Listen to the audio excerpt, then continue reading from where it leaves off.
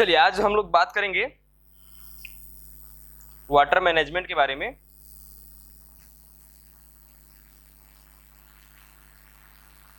तो कॉपी वॉपी निकाल लीजिए अपना।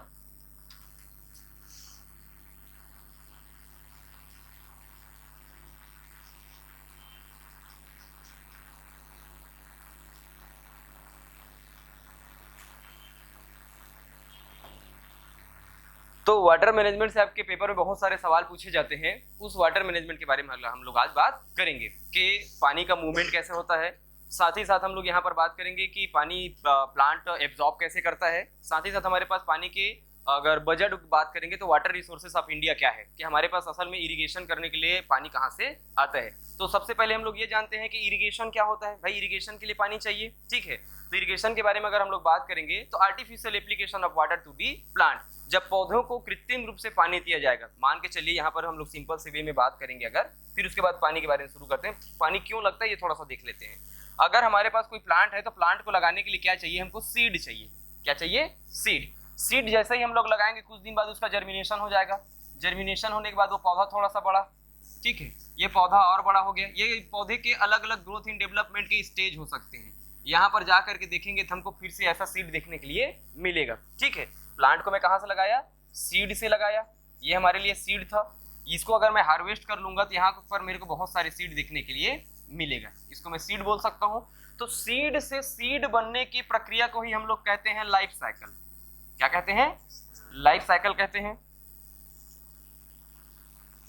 इतना बात तो आप लोगों को पता ही होगा, ये लाइफ साइकिल कहेंगे। तो लाइफ साइकिल के अलग अलग ग्रोथ एंड डेवलपमेंट के स्टेजेस होते हैं। तो पौधे को अपने लाइफ साइकिल को कंप्लीट करने के लिए, मतलब सीड से फिर से सीड बनाने के लिए बहुत सारा पानी की जरूरत होता है। अगर मैं नॉर्मल क्रॉप के बारे में बात करूंगा तो नॉर्मल जो क्रॉप होता है उसको with in 400 to 500 litre of water की रिक्वायरमेंट होता है। तो क्या हमारे पास इतना सारा रेनफॉल हो पाता है?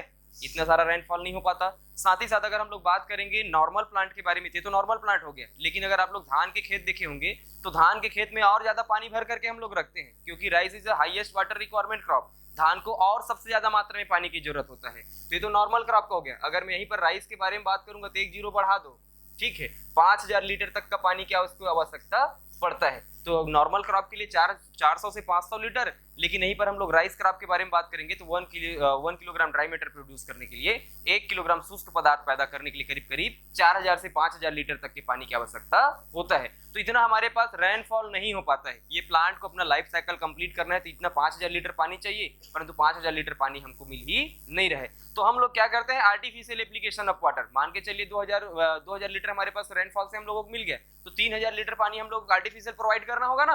3000 लीटर क्या करना होगा? आर्टिफिशियल प्रोवाइड करना होगा, तब तो ये अपने ग्रोथ डेवलपमेंट की स्टेजेस को पूरा करेगा और जाकर के हम लोगों को फिर से सीड मिलेगा। आ रहा है बात समझ में? तो जब किसी पौधे को अपने ग्रोथ एंड डेवलपमेंट की स्टेज को या लाइफ साइकिल को कंप्लीट करने के लिए पानी की रिक्वायरमेंट होगी, जरूरत होगा, और जब किसी मानव के द्वारा, ठीक है, इसको हम लोग बोलते हैं आर्टिफिशियल। तो आर्टिफिशियल कब बोलेंगे? जब किसी इसमें मानव का इन्वॉल्व होगा। जब इस पौधे को जब आर्टिफिशियल रूप से पानी प्रोवाइड किया जाएगा तब उसको हम लोग क्या कहेंगे?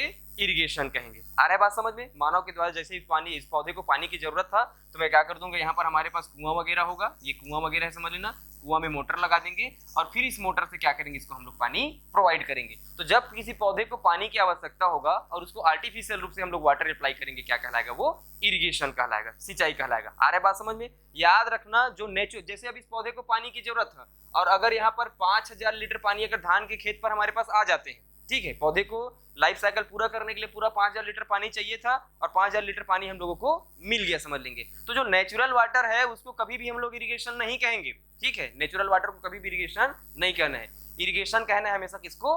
आर्टिफिशियल वाटर को। तो जब हम लोग खुद से पानी देंगे, समझ लेना, पौधे को, तो क्या कहलाएगा? इरिगेशन कहलाएगा। तो ये इरिगेशन में ये जो हम लोग पानी डाल रहे हैं, वाटर डाल रहे हैं, इसी वाटर के बजट के बारे में हम लोग पढ़ेंगे कि ये पानी कहाँ से आता है, कैसे कैसे मूवमेंट करता है। इसके बारे में हम लोग कुछ दिन तक अब चर्चाएं करेंगे। आ रहा है बात समझ में? तो चलिए शुरू करते हैं वाटर मैनेजमेंट के बारे में कि वाटर का हम लोग मैनेजमेंट कैसे करेंगे। तो अगर हम लोग उस पानी के सोर्स के बारे में अगर हम लोग बात करेंगे, वाटर के सोर्स के बारे में, सोर्स ऑफ वाटर के बारे में अगर मैं यहां पर बात करूं, किसके बारे में? सोर्स ऑफ वाटर के बारे में अगर मैं बात करना चाहूंगा तो the source of water, the ultimate source of water is the atmosphere. क्या है? एटमॉस्फेयर है। अगर हम लोग बात करेंगे द सोर्स ऑफ क्या बोलेंगे हम लोग, the source of atmosphere is our irrigation. ठीक है, इरिगेशन करने के लिए जो हम लोगों को पानी मिलता है या जितने सारे हमारे पास पानी आते हैं उसका अल्टीमेट सोर्स क्या है हमारे पास, सॉरी रेनफॉल ही है। क्या है, रेनफॉल ही। तो कुछ लिखते चलेंगे फिर पढ़ते चलेंगे। तो चलिए लिखते चलेंगे, लिखेंगे द सोर्स ऑफ वाटर, लिखेंगे the source of water is a precipitation, the source of water is precipitation, the source of water is a precipitation। precipitation का मतलब होता है रेनफॉल का ड्रॉप होना। ठीक है, क्या है, रेनफॉल का, या तो फिर जितने सारे हमारे पास पानी है ऊपर में समझ लेना एटमॉस्फेयर में, उसका लिक्विड फॉर्म में नीचे गिर जाना या स्नोफॉल के रूप में नीचे गिर जाना, वो सॉलिड और लिक्विड दोनों फॉर्म में हो सकते हैं, उसका नीचे की तरफ ड्रॉप होना क्या कहलाता है, प्रिसिपिटेशन कहलाता है। The source of water is a precipitation, it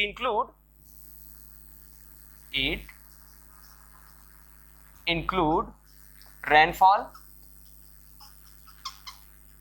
it include rainfall, बारिश के रूप में भी हो सकता है, it include rainfall and snowfall, snowfall के रूप में भी आ सकता है। किसके रूप में, स्नोफॉल के रूप में। मतलब हमारे पास जितने सारे पानी के सोर्स हैं वो समझ लेना, उसका अल्टीमेट अगर हम लोग सोर्स के बारे में बात करेंगे तो अल्टीमेटली हमको पानी कहाँ से मिलेगा, प्रिसिपिटेशन से मिलेगा। जो ऊपर से पानी गिरेगा वही हमारे लिए क्या है, मेन सोर्स है। समझ लेना, आप लोग डैम वेम सब देखते हैं, वो सब हमारे लिए अल्टीमेट सोर्स नहीं है। मेन सोर्स पानी का क्या है, प्रिसिपिटेशन। जो बादल बनेंगे, बादल बनने के बाद जो बारिश के रूप में जो पानी गिरेगा वही हमारे लिए पानी का क्या है, मेन सोर्स है। अगर हम लोग यहाँ पर वाटर सोर्स के बारे में बात कर रहे हैं, रिसोर्सेज के बारे में बात कर रहे हैं, यहाँ पर हम लोग ये भी देखना होगा कि हमारे पास प्रिसिपिटेशन कितना होता है। तो नीचे वाले लाइन पर आएंगे और लिखेंगे the average annual rainfall of India is the average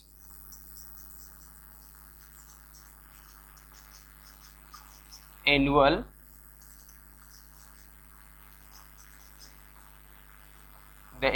rainfall in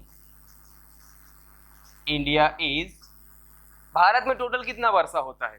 तो भारत में अगर हम लोग टोटल वर्षा के बारे में बात करेंगे कितना वर्षा होता है, 1194 mm। कितना होगा, 1194 mm, 1194 mm के करीब करीब बारिश होता है हमारे यहाँ। ठीक है, अगर इसको मैं सेंटीमीटर में कन्वर्ट करना चाहूंगा तो सेंटीमीटर में कितना हो जाएगा, भाई पेपर में हमेशा नहीं कि एमएम में पूछा जाएगा, आप लोगों को कन्वर्जन भी आना चाहिए। तो सेंटीमीटर में कन्वर्ट करने के लिए कुछ नहीं करना है, आपको क्या कर देना है, एक अंक के बाद सीधा यहाँ पर पॉइंट लगा देना है। तो क्या हो जाएगा, 120 सेंटीमीटर के करीब करीब हो जाएगा। 119.4 भी बोल सकता हूँ मैं उसको, या तो फिर 120 में उसको बोल सकता हूँ। तो ज्यादा इसमें आप लोगों को घूमने की जरूरत नहीं है कि कहाँ पर क्या होगा, कहाँ पर क्या होगा, ऐसा नहीं। ठीक है, एमएम को क्या करना है, सेंटीमीटर में कन्वर्ट करना है, सीधा एक पॉइंट के बाद क्या कर दो आप लोग, उसमें पॉइंट हम लोग लगा सकते हैं। ठीक है, तो पेपर में ऐसा नहीं कि हमेशा एमएम में पूछा जाएगा। अब बच्चा पढ़ करके जाता है एमएम में पूछ देता है सेंटीमीटर में, वो घबरा जाता है कि 120 होगा कि 130 होगा, कितना होगा। भैया एमएम को आपको किसमें, सेंटीमीटर में कन्वर्ट करना आना चाहिए। तो ये भारत देश के अगर मैं टोटल एनुअल रेनफॉल के बारे में बात करूंगा तो 1194 mm ही बारिश यहाँ हमारे यहाँ देखने के लिए मिलता है। अगर हम लोग यहाँ के जियोग्राफिकल एरिया के बारे में अगर हम लोग बात करेंगे, ठीक है, तो यहाँ पर देखेंगे दूसरा नंबर का पॉइंट में, the total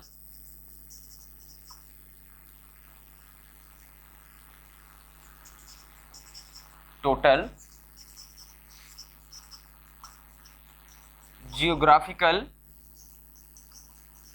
area of India, the total geographical area of India. Geographical area कितना है भारत का, 328 million hectare.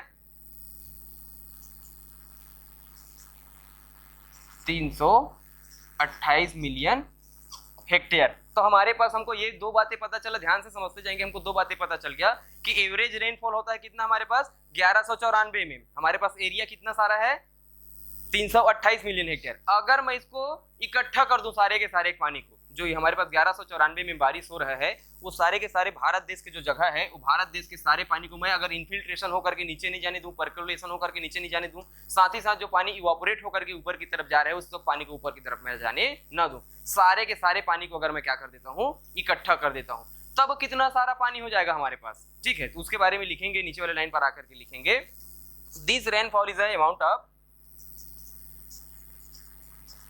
this rainfall is count of this rainfall is the count of, लिखेंगे 392 मिलियन हेक्टेयर मीटर। अगर उस पानी को इकट्ठा करेंगे तो कितना हो जाएगा, 392 मिलियन हेक्टेयर मीटर के करीब करीब पानी हमारे पास आ जाएगा।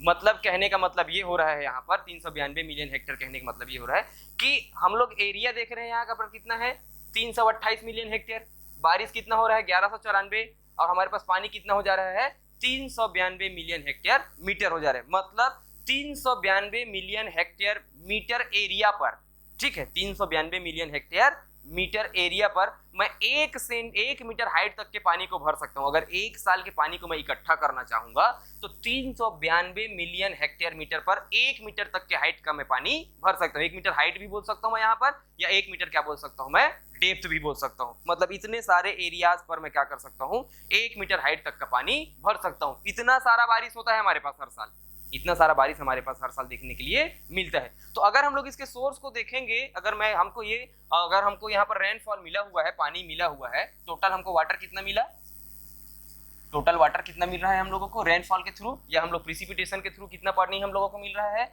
यहाँ पर बात करेंगे तो 392 मिलियन हेक्टेयर मीटर, इतना ही पानी मिल रहा है हम लोगों को, बारिश के थ्रू इतना ही पानी मिल रहा है, ठीक है। इस पानी को मैं राउंड ऑफ में कितना बोल सकता हूँ, 400 मिलियन हेक्टेयर मीटर भी बोल सकता हूँ।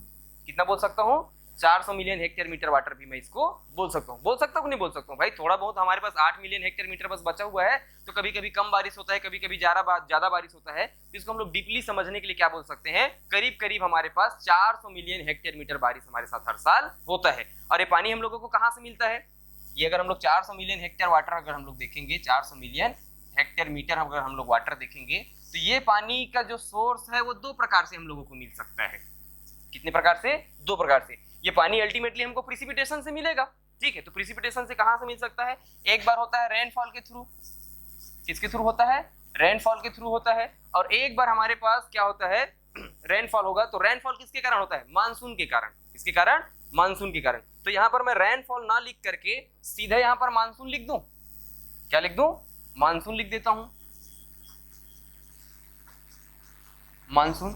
तो मानसून से करीब करीब 300 मिलियन हेक्टेयर मीटर वाटर हम लोगों को मिल जाता है। जो इसमें 400 मिलियन हेक्टेयर मीटर वाटर हमारे पास टोटल इकट्ठा हो रहा है, उसमें से 300 मिलियन हेक्टेयर मीटर वाटर हमको कहां से देखने के लिए मिलता है, मानसून से मिलता है। तो क्या भारत देश में केवल मानसून के कारण बारिश होता है, ऐसा तो नहीं है, भारत देश में केवल मानसून के कारण बारिश होता होगा, ठीक है। हमारे पास अगर मानसून बात करेंगे भारत देश में, तो there are 2 types of monsoon, ठीक है, साउथ वेस्ट मानसून और नॉर्थ ईस्ट मानसून, 2 टाइप के हमारे पास मानसून होते हैं। तो मेनली जो मानसून से बारिश होता है वो दक्षिण पश्चिम मानसून होता है, उसी के कारण ज्यादा बारिश होता है, ठीक है। लेकिन जब वो हमारे पास उत्तर पूर्वी जो मानसून होता है उसके कारण भी तो बारिश होता है। तो दोनों मानसून के पानी को अगर हम लोग मिलाएंगे, ठीक है, अगर हम लोग इकट्ठा कर लेंगे तो कितना बारिश होगा हमारे पास, 300 मिलियन हेक्टेयर मीटर के करीब करीब बारिश हमारे पास आ जाएंगे। आ रहा है बात समझ में। लेकिन इस मानसून के अलावा अगर हम लोग बात करेंगे तो हमारे पास वेस्टर्न कंट्री से कहते हैं वेस्टर्न डिस्टर्बेंस आते हैं, ठीक है, जिसको हम लोग बोलते हैं पश्चिमी विक्षोभ।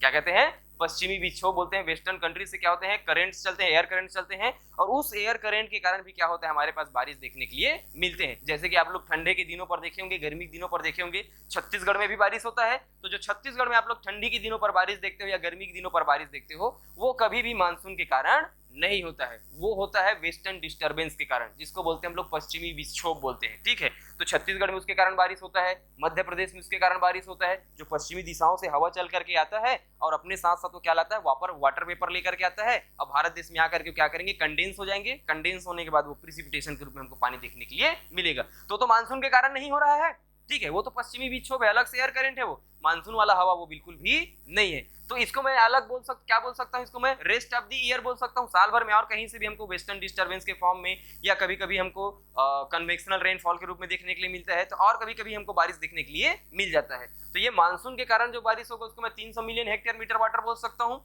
अगर मैं यहाँ पर बोलूं rest of the year, rest of the year, और साल भर में जो बारिश हो रहा होगा, और साल भर में जो बारिश हो रहा होगा, वहां से हमको देखने को मिलता है 100 मिलियन हेक्टेयर मीटर।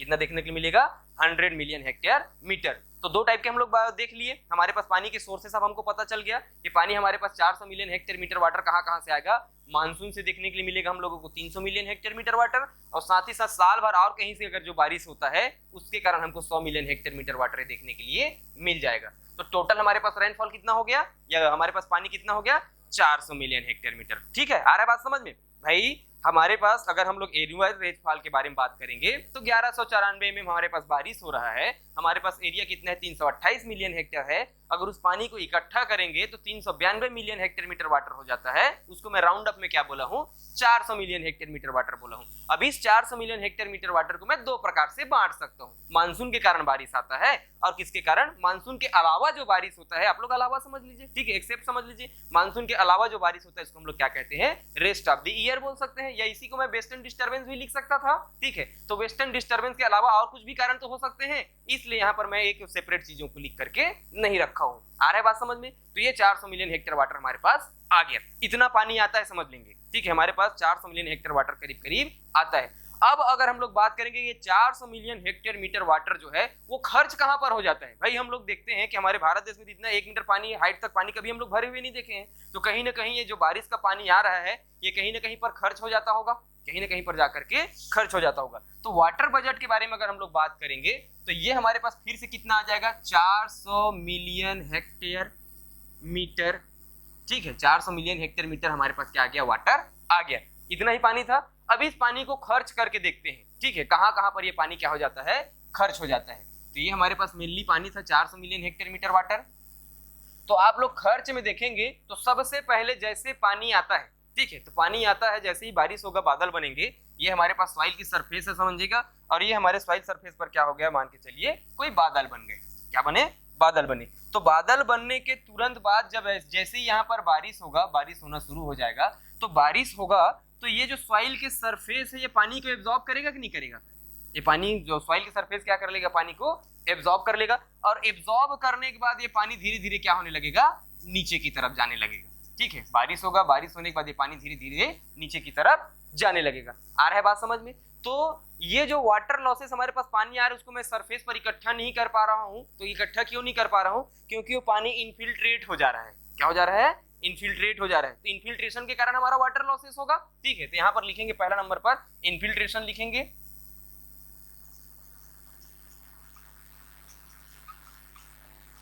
इनफिल्ट्रेशन, तो इनफिल्ट्रेशन के कारण जो 400 मिलियन हेक्टेयर वाटर अगर हमारे पास आ जाता है, ठीक है, बारिश हो रहा है समझ लेंगे, उसमें से करीब करीब अगर हम लोग बात करेंगे तो 215 मिलियन हेक्टेयर मीटर वाटर जो है वो क्या हो जाता है, इनफिल्ट्रेट हो जाता है।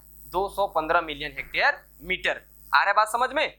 215 मिलियन, 400 में से 215 मिलियन हेक्टेयर मीटर वाटर क्या हो जाएगा, इनफिल्ट्रेट हो जाएगा। नहीं आया समझ में, आ रहा है ना। 215 मिलियन हेक्टेयर वाटर क्या हो जाएगा, इनफिल्ट्रेट हो जाएगा, मतलब हमारे सॉइल के नीचे पर चला जाएगा। दूसरे नंबर पर अगर हम लोग बात करेंगे तो जैसे ही बारिश होगा, ठीक है, जैसे ही क्या होगा, बारिश होगा, बारिश होने के तुरंत बाद हम लोग देखेंगे यहाँ पर बारिश होगा, तो बारिश होने के बाद यहाँ पर पानी आ गया। ठीक है, तो बारिश होने के बाद पानी आ गया तो हमारे पास यहाँ पर सूर्यदेव जी भी तो आएंगे, बारिश खत्म होगा तो हमारे पास सूर्यदेव जी भी आएंगे। अब इसके डायरेक्ट सनलाइट अगर यहाँ पर पड़ेगा तो हमारा पानी क्या होगा, इवापोरेट होने लगेगा। क्या होने लगेगा, इवापोरेट होने लगेगा। तो इवापोरेशन के कारण भी हमारा वाटर लॉसेस होता है, इवापोरेशन के कारण भी क्या होगा, हमारा वाटर लॉसेस होगा। तो दूसरा नंबर पर देखेंगे यहाँ पर क्या होगा, इवापोरेशन होने लगेगा।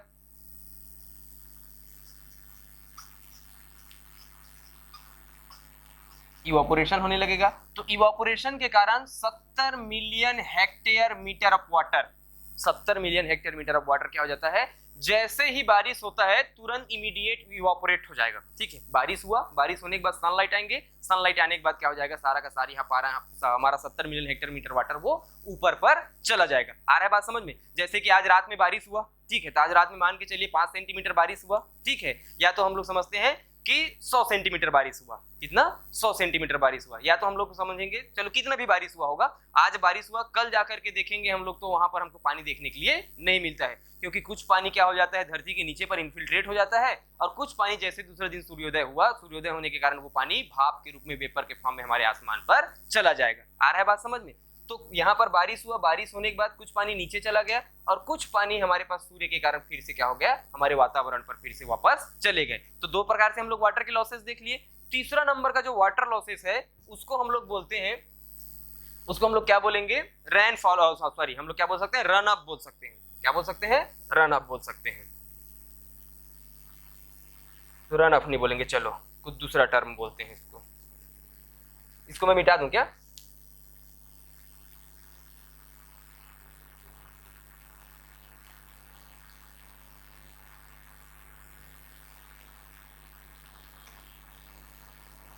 इसको हम लोग बोलते हैं सरफेस फ्लो बोलते हैं। क्या बोलते हैं, सरफेस फ्लो बोलते हैं।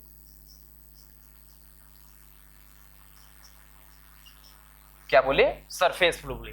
तो सरफेस फ्लो में करीब करीब अगर हम लोग बात करेंगे 400 मिलियन हेक्टेयर मीटर वाटर में से, तो 115 मिलियन हेक्टेयर मीटर वाटर जो है वो क्या हो जाएगा, सरफेस फ्लो हो जाएगा। क्या हो जाएगा, सरफेस फ्लो हो जाएगा। ये हमारे पास 400 मिलियन हेक्टेयर मीटर वाटर क्या हो जाएगा, पूरा का पूरा खत्म हो गया। क्या हो गया, हमारा पानी पूरा का पूरा खत्म हो गया। इसको अगर हम लोग काउंट करेंगे तो करीब करीब 400 हो रहा होगा। ठीक है, तो हम लोग यहाँ पर दो बातें देखें। कौन कौन सी दो बातें देखें कि अगर हमारे पास कोई सॉइल के सरफेस है, ये अगर हमारे पास कोई सॉइल के सरफेस आ जाता है तो ये सॉइल के सरफेस के ऊपर हमारे पास क्या बनेंगे, बादल बन जाएंगे। बादल बनने के बाद क्या होगा, बारिश होगा। ये बारिश होने लगा तो बारिश होने के बाद क्या होगा, पानी कैसे कैसे जा रहा है ध्यान से समझना। जैसे ही बारिश होगा तो ये पानी नीचे की तरफ जाने लगेगा। कहाँ पर जाने लगेगा, नीचे की तरफ जाने लगेगा। तो नीचे की तरफ जाएगा, इन्फिल्ट्रेशन के रूप में हानि हो जाएगा। ठीक है, अब बारिश हुआ तो हमारे पास ये सॉइल के पास भी पानी था। ठीक है, सॉइल के पास भी क्या था, पानी था। ये कुछ मात्रा में पानी क्या होने लगेंगे, ऊपर की तरफ फिर से वापस जाने लगेंगे। इसको मैं क्या बोल सकता हूँ, इवापोरेशन बोल सकता हूँ। अब ज्यादा पानी हमारे खेतों पर भर जाएगा या हमारे सरफेस पर ज्यादा पानी भर जाएगा। ठीक है, तो भाई हमारे सॉइल की इन्फिल्ट्रेशन रेट तो क्या है, फिक्स है। हमारे सॉइल की इन्फिल्ट्रेशन रेट क्या है, फिक्स है। अगर ये 1 मीटर का एरिया है, मान के चलिए इतना बड़ा, कितना बड़ा एरिया है, 1 मीटर का एरिया है, तो अगर इसकी कैपेसिटी है कि 1 घंटे में अगर वहां पर 1 लीटर पानी दिया जाएगा तो उतना ही पानी को एब्जॉर्ब कर पाएगा। भाई हमारे सॉइल के अलग अलग सॉइल की इन्फिल्ट्रेशन रेट फिक्स होते हैं। ठीक है, सैंडी सॉइल का अलग होगा, क्ले सॉइल का अलग होगा, क्ले लोम सॉइल का अलग होगा। तो ये 1 मीटर एरिया है, तो इस 1 मीटर एरिया में अगर 1 लीटर पानी में गिराता हूँ, 1 लीटर पानी डालता हूँ, तो उस पानी को इन्फिल्ट्रेट करके वो नीचे की तरफ ले लेगा। लेकिन अगर मैं यहाँ पर 2 लीटर पानी डाल दिया, कितना लीटर, 2 लीटर पानी डालूंगा, तो जिस तरफ ढलान होगा उस ढलान की तरफ ये पानी क्या होने लगेगा, बहने लगेगा। उस ढलान की तरफ क्या होने लगेगा, पानी बहने लगेगा। 1 लीटर पानी को तो एब्जॉर्ब कर लेगा, लेकिन जो एक्सेप्ट 1 लीटर पानी जो बचा हुआ है, बचत का जो 1 लीटर पानी है, वो ढलान की तरफ क्या होने लगेगा, बहने लगेगा। तो ढलान की तरफ बहेगा, फिर वो नदी पर चला जाएगा, तालाब पर चला जाएगा, फिर ऐसे नदी से होते हुए फिर से हमारे पास कहाँ पर चला जाता है, वो सी पर, समुद्र पर हमारे पास चला जाएगा। आ रहा है बात समझ में? तो ये कहलाया है सरफेस फ्लो। क्या कहलाया है, सरफेस फ्लो। मतलब हमारे पास 115 मिलियन हेक्टेयर मीटर क्या हो, पानी क्या हो जाता है, बह करके नष्ट हो जाता है, नदी में चला जाता है, तालाब में चला जाता है, मतलब वो बह करके हमारे पास दूसरे जगह पर चला जाता है। इसलिए उस पानी को हम लोग इकट्ठा नहीं कर पाते हैं, इसलिए हमारा सॉइल फिर से क्या हो जाएगा, सूखा हो जाएगा। आ रहा है बात समझ में? तो ये 400 मिलियन हेक्टेयर मीटर वाटर में से इतना सारा हमको देखने के लिए मिलेगा। अगर मैं यहाँ पर बात करूँ इन्फिल्ट्रेशन में, तो इन्फिल्ट्रेशन का जो पानी है वो फिर से 2 भागों में खर्च होगा। ये इन्फिल्ट्रेशन का पानी है वो क्या होगा, फिर इन्फिल्ट्रेशन का पानी जो है वो फिर से 2 भागों में खर्च होगा। ये 2 भाग कौन कौन से हो सकते हैं, ये 2 भाग कौन कौन से हो सकते हैं। एक बार हमारे पास सॉइल मॉइस्चर के रूप में आएगा। भाई अब इन्फिल्ट्रेशन होकर के पानी आएगा तो हमारा धरती गीला रहेगा कि नहीं रहेगा, हमारा धरती क्या रहेगा, गीला रहेगा। इसको मैं बोल सकता हूँ सॉइल मॉइस्चर। क्या बोल सकता हूँ, सॉइल मॉइस्चर बोल सकता हूँ। तो सॉइल मॉइस्चर के रूप में हमको पानी देखने के लिए मिलता है करीब करीब 165 मिलियन हेक्टेयर मीटर। इतना सारा पानी क्या हो जाएगा, सॉइल मॉइस्चर के रूप में रहेगा। इसी सॉइल मॉइस्चर के रूप में जो पानी होता है, इसी पानी का उपयोग जो प्लांट होते हैं वो अपना ग्रोथ एंड डेवलपमेंट के लिए करते हैं। जैसे बारिश होगा, हमारे सॉइल के जो माइक्रोपोर में जो पानी रहेगा, उसी पानी का उपयोग फर्दर फिर प्लांट क्या करेंगे, अपने ग्रोथ एंड डेवलपमेंट के लिए करेंगे। भाई बारिश होगा तो हमारा धरती गीला होगा कि नहीं होगा, ये इन्फिल्ट्रेट होकर के पानी नीचे आ रहा था, ये पानी हमारे सॉइल के जो कैपिलरी पोर्स हैं वो कैपिलरी पोर में रहेंगे कि नहीं रहेंगे। तो 165 मिलियन हेक्टेयर मीटर क्या रहेगा, सॉइल मॉइस्चर के रूप में रहेगा। तो कुछ पानी सॉइल मॉइस्चर के रूप में रहता है, लेकिन और जो पानी है धीरे धीरे ग्रेविटेशनल फोर्सेस के कारण और नीचे चला जाता है।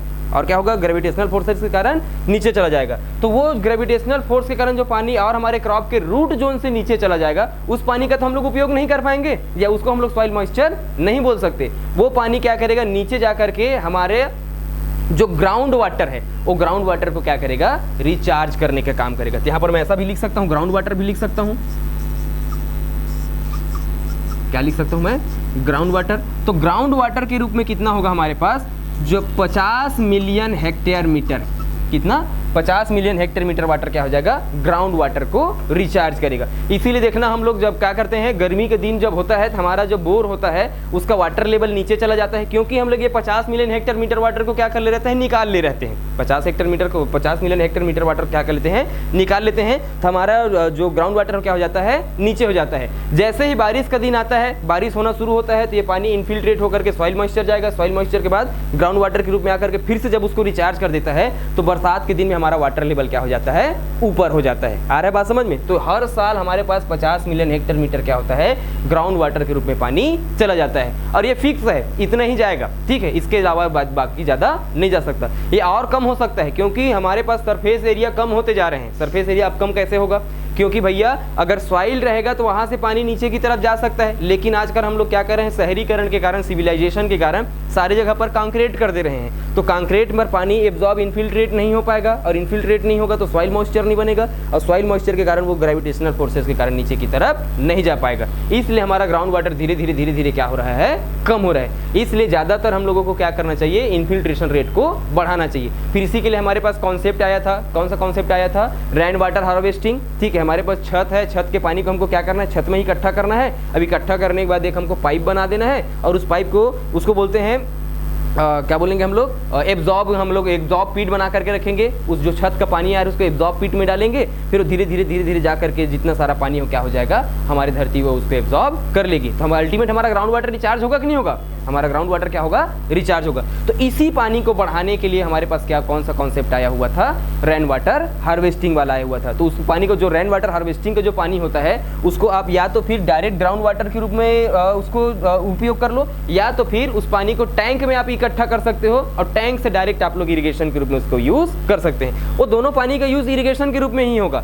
अगर आप ग्राउंड वाटर में जाएगा तब भी आप इरिगेशन के रूप में उसको बाहर निकाल करके कर सकते हैं। अगर वो ग्राउंड वाटर में नहीं गया, टैंक में रखें, तो डायरेक्ट आप अप्लाई कर सकते हैं, कहां पर, इरिगेशन भी उसका डायरेक्ट अप्लाई कर सकते हैं। आ रहा है बात समझ में। तो ये हो गया इवापोरेशन, ये हमारे पास दोनों खत्म हो गया। अगर हम लोग सरफेस फ्लो के बारे में बात करेंगे, तो सरफेस फ्लो जो हमारे पास धरती पर ये जो पानी बह रहा है, वो दो प्रकार से बह सकता है। कितने प्रकार से, दो प्रकार से। यहाँ पर भी पानी क्या होगा, दो प्रकार से बहेगा। कौन कौन से बढ़ेगा, एक बार जब बारिश होगा, रेनफॉल होगा, तो रेनफॉल के कारण पानी बहेगा। भाई ज़्यादा बारिश होगा तो ज़्यादा बारिश होने के कारण हमारा पानी क्या हो जाता है, बह जाता है। तो इसको मैं रेनफॉल बोल दूं, क्या बोल दूं, रेनफॉल। रेनफॉल के कारण पानी बहेगा। तो रेनफॉल के कारण पानी जो होता है 105 मिलियन हेक्टेयर मीटर जो वाटर है, 105 मिलियन हेक्टेयर मीटर जो वाटर है, वो पानी क्या हो जाएगा, रेनफॉल के कारण बह करके नष्ट हो जाता है। 105 मिलियन हेक्टेयर मीटर वाटर क्या होता है, बारिश होता है, बारिश के पानी क्या हो जाते हैं, बह करके नष्ट हो जाएंगे। आ रहा है बात समझ में। तो क्या बारिश के कारण ही हमारे पास पानी आता है, रेनफॉल के कारण ही पानी आता है? नहीं, हमारे पास पानी जो है वो स्नोफॉल के रूप में भी आ सकता है। किसके रूप में, स्नोफॉल के रूप में। तो स्नोफॉल आएगा जब हमारे पास बर्फ के रूप में, सॉलिड पोर्शन के रूप में जब बारिश होगा, वो पानी पिघलेगा, और पिघलने के बाद भी क्या होता है, सरफेस पर बह जाता है। जैसे कि आप लोग हिमालय पर्वत में देखे होंगे, हिमालय पर्वत सॉलिड के रूप में है, वहाँ पर स्नोफॉल हो रहा है, वो पानी भी बह करके धीरे गंगा नदी के रूप में हमारे पास क्या हो रहा है, ऐसे धीरे धीरे बहते हुए आ जा रहा है। तो इसको मैं स्नोफॉल भी बोल सकता हूँ। क्या बोल सकता हूँ, स्नोफॉल बोल सकता हूँ। तो स्नोफॉल के कारण क्या होता है, 10 मिलियन हेक्टेयर मीटर, कितना, 10 मिलियन हेक्टेयर मीटर वाटर क्या हो जाएगा, बह करके नष्ट हो जाएगा। ठीक है, तो ये हमारे पास क्या हो गया, वाटर के बजट। इसको क्या कहेंगे हम लोग, वाटर बजट बोलेंगे। आ रहा है बात समझ में।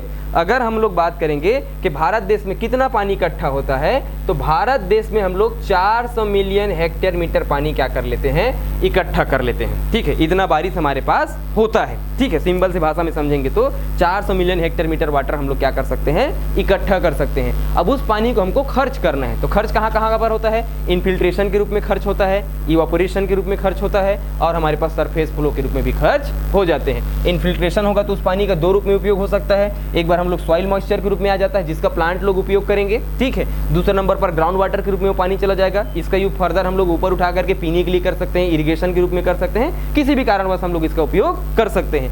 फिर इवापोरेशन है तो तुरंत ऊपर चला जाएगा, इसका तो कोई उपयोग नहीं है, वेपर फॉर्म में वो कन्वर्ट हो जाएगा। और कुछ पानी जब ज़्यादा बारिश होता है तो ज़्यादा बारिश होने के कारण हमारे पास 115 मिलियन हेक्टेयर मीटर वाटर क्या हो जाएगा, बाहर की तरफ बह करके चला जाएगा। जिनमें से वो पानी दो प्रकार से बह सकता है, बारिश के कारण बह सकता है या तो फिर स्नोफॉल के कारण, जो सॉलिड हमारे पास प्रिसिपिटेशन है उसके कारण हमारा पानी बह करके चला जा सकता है। इतना बताया समझ में।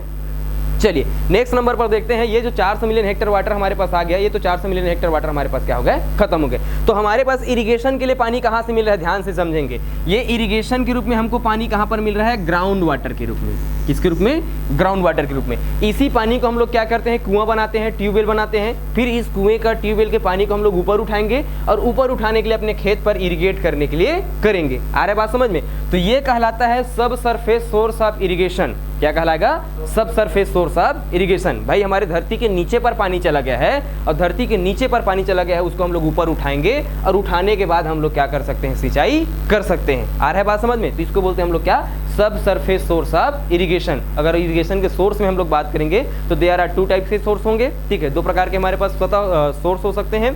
एक बार सतही सोर्स, सतह पर पानी रहेगा, और एक बार सतह के नीचे। तो ये जो 400 मिलियन हेक्टेयर पानी आ रहा है उसका हर साल 50 मिलियन हेक्टेयर मीटर पानी नीचे चला जाता है। इसी पानी का यूज करते हैं हम लोग कहाँ पर, सब सरफेस सोर्स पर। कहाँ पर, सब सरफेस सोर्स पर। इसको मैं क्या बोल दूं, सब सरफेस सोर्स ऑफ इरिगेशन बोल दूं या वाटर बोल दूं कि नहीं बोलूं, बोल सकता हूं इसको मैं, सब सरफेस सोर्स ऑफ वाटर। ठीक है, हमारे पास सतह के नीचे का स्रोत है। अब ये जो पानी बह करके नीचे जा रहा है रेनफॉल के रूप में या स्नोफॉल के रूप में बह रहा है पानी, ठीक है। तो अल्टीमेटली बह करके कहाँ पर, जैसे सड़क के नीचे पर पानी, सड़क पर पानी, बारिश हुआ, अब सड़क जो पक्की सड़क है हमारे पास, और पक्की सड़क क्या करेगा, पानी को एब्जॉर्ब नहीं कर पाएगा, तो सड़क के किनारे पानी बहेगा कि नहीं बहेगा, सड़क के किनारे पानी बहेगा। उसके बाद वो छोटा नाला में चला जाएगा, नाला में जाने के बाद वो कहाँ पर, नाली पर चला जाएगा, नाली में जाने के बाद नदी पर जाएगा कि नहीं जाएगा, और वो नदी पर अगर चला जाएगा तो उस नदी पर हम लोग डैम बना लेंगे। क्या बनाएंगे, डैम बना लेंगे, बड़ा सा डैम बनाएंगे, और डैम में जाकर के जितने सारी ये रेनफॉल का जो पानी हमारे पास फ्लो होकर के जा रहा था, इस पानी को हम लोग क्या कर सकते हैं, सतह पर इकट्ठा कर सकते हैं। बड़े बड़े डैम के रूप में इकट्ठा कर सकते हैं, या तो फिर हम लोग तालाब के रूप में इकट्ठा कर सकते हैं, पाउंड के रूप में इकट्ठा कर सकते हैं। तो ये जो पानी बह करके जा रहा है, इस पानी को अगर हम लोग इकट्ठा कर पाए, इस पानी को क्या कर पाए, इकट्ठा कर पाए, तो इसको मैं क्या बोल दूंगा, सरफेस सोर्स ऑफ इरिगेशन। क्योंकि पानी बह करके आएगा और बहने के बाद हम लोग तालाब पर इकट्ठा कर लेंगे, डैम पर इकट्ठा कर लेंगे, फिर वहां से नहर बना करके फर्दर में खेतों तक पानी को पहुंचा सकता हूं। तो इसको मैं बोल दूं सरफेस सोर्स बोल दूं, क्या बोल दूं, सरफेस सोर्स बोल देता हूं इसको मैं, क्या बोल देता हूं, सरफेस सोर्स ऑफ वाटर बोल सकता हूं मैं, ठीक है। तो ये हमारे लिए क्या है, सतह सोर्स है। सिंचाई करेंगे तो हमको पानी कहाँ से मिलेगा, जो सरफेस पर बह रहा होगा, उस पानी को अगर हम लोग एक्यूमुलेट करेंगे, इकट्ठा करेंगे, तब हमारे पास सतह के रूप में पानी आएगा, और वो डायरेक्ट इन्फिल्ट्रेशन होकर के जाता है, कहाँ पर चला जाता है, ग्राउंड वाटर में चला जाता है। कहाँ पर जाएगा, ग्राउंड वाटर में। इसीलिए हमको जो सब सरफेस सोर्स ऑफ इरिगेशन के जो वाटर हैं, उसका उपयोग बहुत कम से कम मात्रा में करना चाहिए। क्या करना चाहिए, बहुत ही कम से कम मात्रा में करना चाहिए, क्योंकि इस पानी का उपयोग हम लोग पीने के लिए भी करते हैं। अगर इंडस्ट्रियल जो यूज़ होता है उसमें भी हम लोग इस पानी का उपयोग करते हैं। ये जो पानी होता है हमारे पास, ये पानी हम लोग ज़्यादा देख रहे हैं, 115 million hectare metre of water देख रहे हैं। अगर इस पानी को इकट्ठा कर लिया जाए, इस पानी को समुद्र में नहीं जाने दिया जाए, अगर हम लोग सतह पर ही डैम बना करके जगह जगह पर बड़े बड़े हमारे पास जो नदी है वहाँ पर डैम बना करके इकट्ठा कर लें, या तालाब बना करके इकट्ठा कर लें, तो हमारे पास जो इरिगेशन के सोर्स है उसको हम लोग डायरेक्ट क्या कर सकते हैं, इंक्रीज कर सकते हैं, बिना हमारे पास नुकसान के, किसी भी प्रकार के हमको नुकसान देखने के लिए नहीं मिलेगा। क्योंकि ये पानी अगर हम लोग इकट्ठा नहीं करेंगे, इस पानी को अगर हम लोग तालाब पर इकट्ठा नहीं किए, डैम पर इकट्ठा नहीं किए, तो ये कहाँ पर चला जाएगा, समुद्र पर चला जाएगा अल्टीमेटली। और समुद्र पर चला जाएगा तो समुद्र पर जाने के बाद वो पानी क्या हो जाएगा, हमारे लिए वेस्ट हो जाएगा। क्या हो जाएगा, वेस्ट हो जाएगा। क्योंकि आपको पता है कि समुद्र का जो पानी होता है वो सलाइन वाटर होता है। क्या होता है, सलाइन वाटर होता है। उसका पीएच मान क्या हो जाएगा, बढ़ जाएगा। और पीएच मान जब 7 से अधिक हो जाएगा, बढ़ जाएगा, पीएच मान 8 हो गया, 7 हो गया, 9 हो गया, समझ लेंगे, 8.5 से अधिक हो गया, सलाइन वाटर हो गया। तो उस सलाइन वाटर का यूज अगर हम लोग फर्दर अपने क्रॉप पर अगर करेंगे तो हमारे क्रॉप पर एडवर्स इफेक्ट डाल सकता है। ठीक है, हमारे क्रॉप पर क्या हो सकता है, वो एडवर्स इफेक्ट डाल सकता है। इसीलिए जो रेनफॉल का पानी है इसको इकट्ठा करने पर हमको ज्यादा जोर देना चाहिए, ना कि हमको ग्राउंड वाटर का ज्यादा मात्रा में उपयोग करना चाहिए। अगर मैं और पानी के बारे में आपको अगर यहाँ पर थोड़ा सा बताना चाहूंगा तो ध्यान से समझेंगे कि अगर हमारे पास क्या है, 100% वाटर है, क्या है, 100% वाटर है। ये मैंने अगर इसको 100% वाटर बोल दिया, टोटल अगर मैं ग्लोबल वाटर के बारे में बात करता हूँ वर्ल्ड के, तो मेरे पास 100% वाटर है। कितना परसेंट? 100%। तो इस 100% वाटर में, या तो फिर ऐसा भी समझ सकते हैं हम लोग, 100% हमारे पास टोटल जो वाटर है उसका जो 97% वाटर है, कितना परसेंट? 97% जो वाटर है वो क्या है? सलाइन है। क्या है? सलाइन है। जो 100% हमारे पास पानी देखने के लिए मिलते हैं उसका 97% वाटर क्या है? सलाइन है। ठीक है, मतलब उसका पीएच मान 7 से क्या है? ज़्यादा है, जिसका उपयोग हम लोग डायरेक्ट रूप से ना तो अपने लिए कर सकते हैं, ह्यूमन बीइंग के लिए कर सकते हैं, ना ही हम लोग अपने प्लांट पर उसका यूज़ कर सकते हैं। मतलब ये पानी हमारे काम का पानी नहीं है। अगर हम लोग बात करेंगे इसके 3% के बारे में, 3% बचा हुआ है, 97 में 3% बचेगा। ठीक है, तो जो 3% पानी है इसको बोलते हैं हम लोग प्योर वाटर। क्या बोलते हैं? प्योर वाटर बोल सकते हैं। क्या बोलेंगे? Pure water.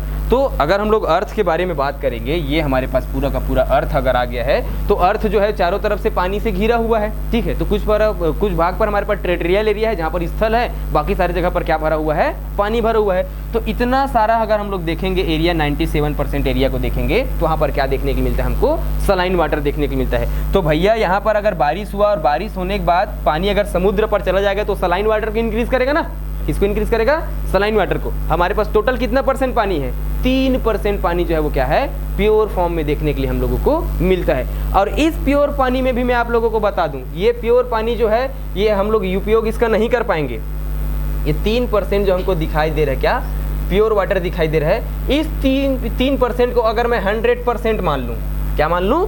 100% मान लूँ। अगर इस 3% को हम लोग 100% मानते हैं तो उसका करीब करीब 77% पानी, इसका 77% ऑफ वाटर, इस 3% का 77% ऑफ वाटर क्या है? आइस फॉर्म में है। किस फॉर्म में है? आइस फॉर्म में। अब बताओ 3% टोटल हमारे पास पानी है, जिसका 77% पानी तो बर्फ के रूप में है। किसके रूप में है? बर्फ के रूप में है, आइस के फॉर्म में। तो क्या आइस वाले पानी को मैं पिघला करके खेतों पर उपयोग करूंगा? तो क्या पहले मैं हिमालय पर्वत को पिघलाने के लिए जाऊंगा? ठीक है, मतलब उसमें से 77% पानी को हम लोग उपयोग ही नहीं कर पाएंगे। उसका 77% पानी को हम लोग उपयोग ही नहीं कर पाएंगे। तो बचा कितना हमारे पास? 23%। कितना बचा? 23%। ये 23% जो पानी है ये हमारे पास है लिक्विड के फॉर्म में। किसके फॉर्म में? लिक्विड के फॉर्म में। अब इस लिक्विड के फॉर्म में जितना पानी है उसी पानी का उपयोग हम लोग क्रॉप प्रोडक्शन के लिए करते हैं, अपने लिए करते हैं। मतलब ये हमारे पानी क्या है? यूज़ का पानी है। तो सोचो 97% पानी हमारे पास खराब पानी है, सलाइन वाटर, जिसका यूज़ नहीं कर सकते। उसमें से 3% पानी हमारे पास प्योर वाटर है, जिसमें से 77% पानी क्या है? आइस के फॉर्म में। मतलब ये भी हमारे लिए यूज़ का नहीं है। ये पानी अगर पिघलता है, हिमालय पर्वत से अगर पिघल रहा है समझ लेंगे, तो पिघल करके नदी के रूप में आ रहा है, उसको अगर हम लोग स्टोर करके यूज़ कर लिए तो कर लिए, अगर नहीं कर पाए तो हम लोग ये पानी क्या जाएगा? फिर से जाकर के सलाइन वाटर को इंक्रीज करेगा। अगर हम लोग उसको प्योर वाटर में, लिक्विड के फॉर्म में बात करेंगे, तो मात्र 23% हमको पानी देखने के लिए मिलता है। इसलिए पानी को बचाना बहुत आवश्यक है। ठीक है, पानी जो नदी पर बह रहा है उस नदी पर डैम बनाना बहुत आवश्यक है, और डैम बना करके उस पानी को रोकना बहुत आवश्यक है। नहीं तो फिर धीरे धीरे हमारा सारा पानी क्या हो जाएगा? सलाइन वाटर होते जाएगा। आ रहा है बात समझ में? तो ये होता है हमारे पास क्या? वाटर के बजट। इसको क्या बोलेंगे हम लोग? वाटर बजट बोलेंगे, या वाटर के हम लोग सोर्स बोल सकते हैं। क्या बोलेंगे? सोर्स बोलेंगे। तो आया बात यहाँ तक समझ में आप लोगों को? तो अल्टीमेट सोर्स हमको कहाँ से देखने को मिला? पानी कहाँ से आ रहा है?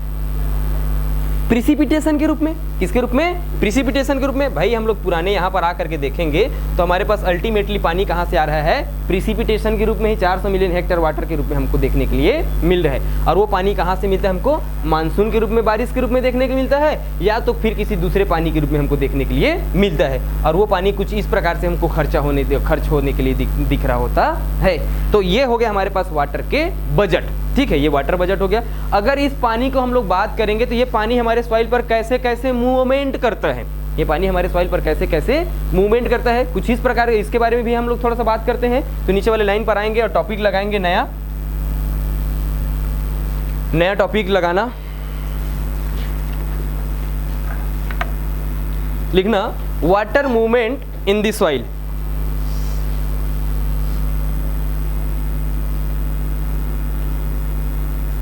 Water movement in the soil. हमारे सॉइल पर ये पानी कैसे कैसे मूवमेंट करता है, हमारे सॉइल पर ये पानी कैसे कैसे मूवमेंट करता है। आपके सिलेबस का मुख्य हिस्सा है ये कि हमारे सॉइल पर पानी कैसे कैसे मूवमेंट करेगा। तो पानी का मूवमेंट जो है वो मेनली 3 प्रकार से होता है। कितने प्रकार से होता है? 3 प्रकार से होता है। अगर मैं यहाँ पर पहला नंबर के बारे में बात करूँगा तो पहला नंबर पर जो मूवमेंट होता है, या तो फिर आप लोग मूवमेंट के बारे में अगर बात करेंगे तो मूवमेंट होगा तो मिलेगा क्या? पानी हमारे सॉइल पर चलता है तो होता क्या चीज़ें हैं, ठीक है। पानी हमारे सॉइल पर चलेगा तो क्या होगा? तो पानी हमारे सॉइल पर चलेगा तो मेनली 2 कारण होंगे, या तो फिर 2 चीज़ें मिलेगा हम लोगों को। पानी अगर बारिश के रूप में यहाँ पर नीचे आएगा, ये हमारे पास अगर बादल बन गए, और ये हमारे पास क्या है? सॉइल है। अगर ये सॉइल पर पानी चलेगा, नीचे की तरफ अगर आएगा पानी, यहाँ पर नीचे की तरफ आएगा, तो हमारे क्रॉप के रूट जोन होते हैं। क्या होते हैं? Root zone. इस रूट जोन पर हम लोग क्या लगाएंगे? क्रॉप लगाएंगे भैया। क्या लगाएंगे?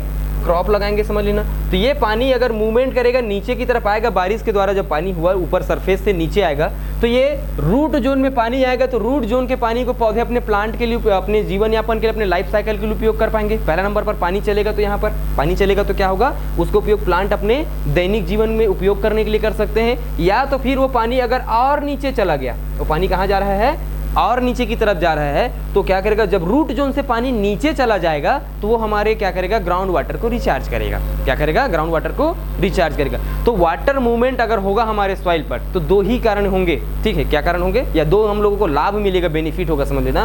हमारे पौधों को प्राकृतिक रूप से पानी मिल जाएगा, ठीक है। हमको अलग से इरिगेशन करने की रिक्वायरमेंट नहीं होगी। और साथ ही साथ पानी अगर जल्दी जल्दी नीचे जाता है तो हमारा ग्राउंड वाटर को आकर के क्या करेगा? वो रिचार्ज करेगा। क्या करेगा? रिचार्ज करेगा। इस बात को लिख लें। चलिए लिखिएगा, water movement in the soil, water movement with in the soil, ऐसा लिख लेंगे।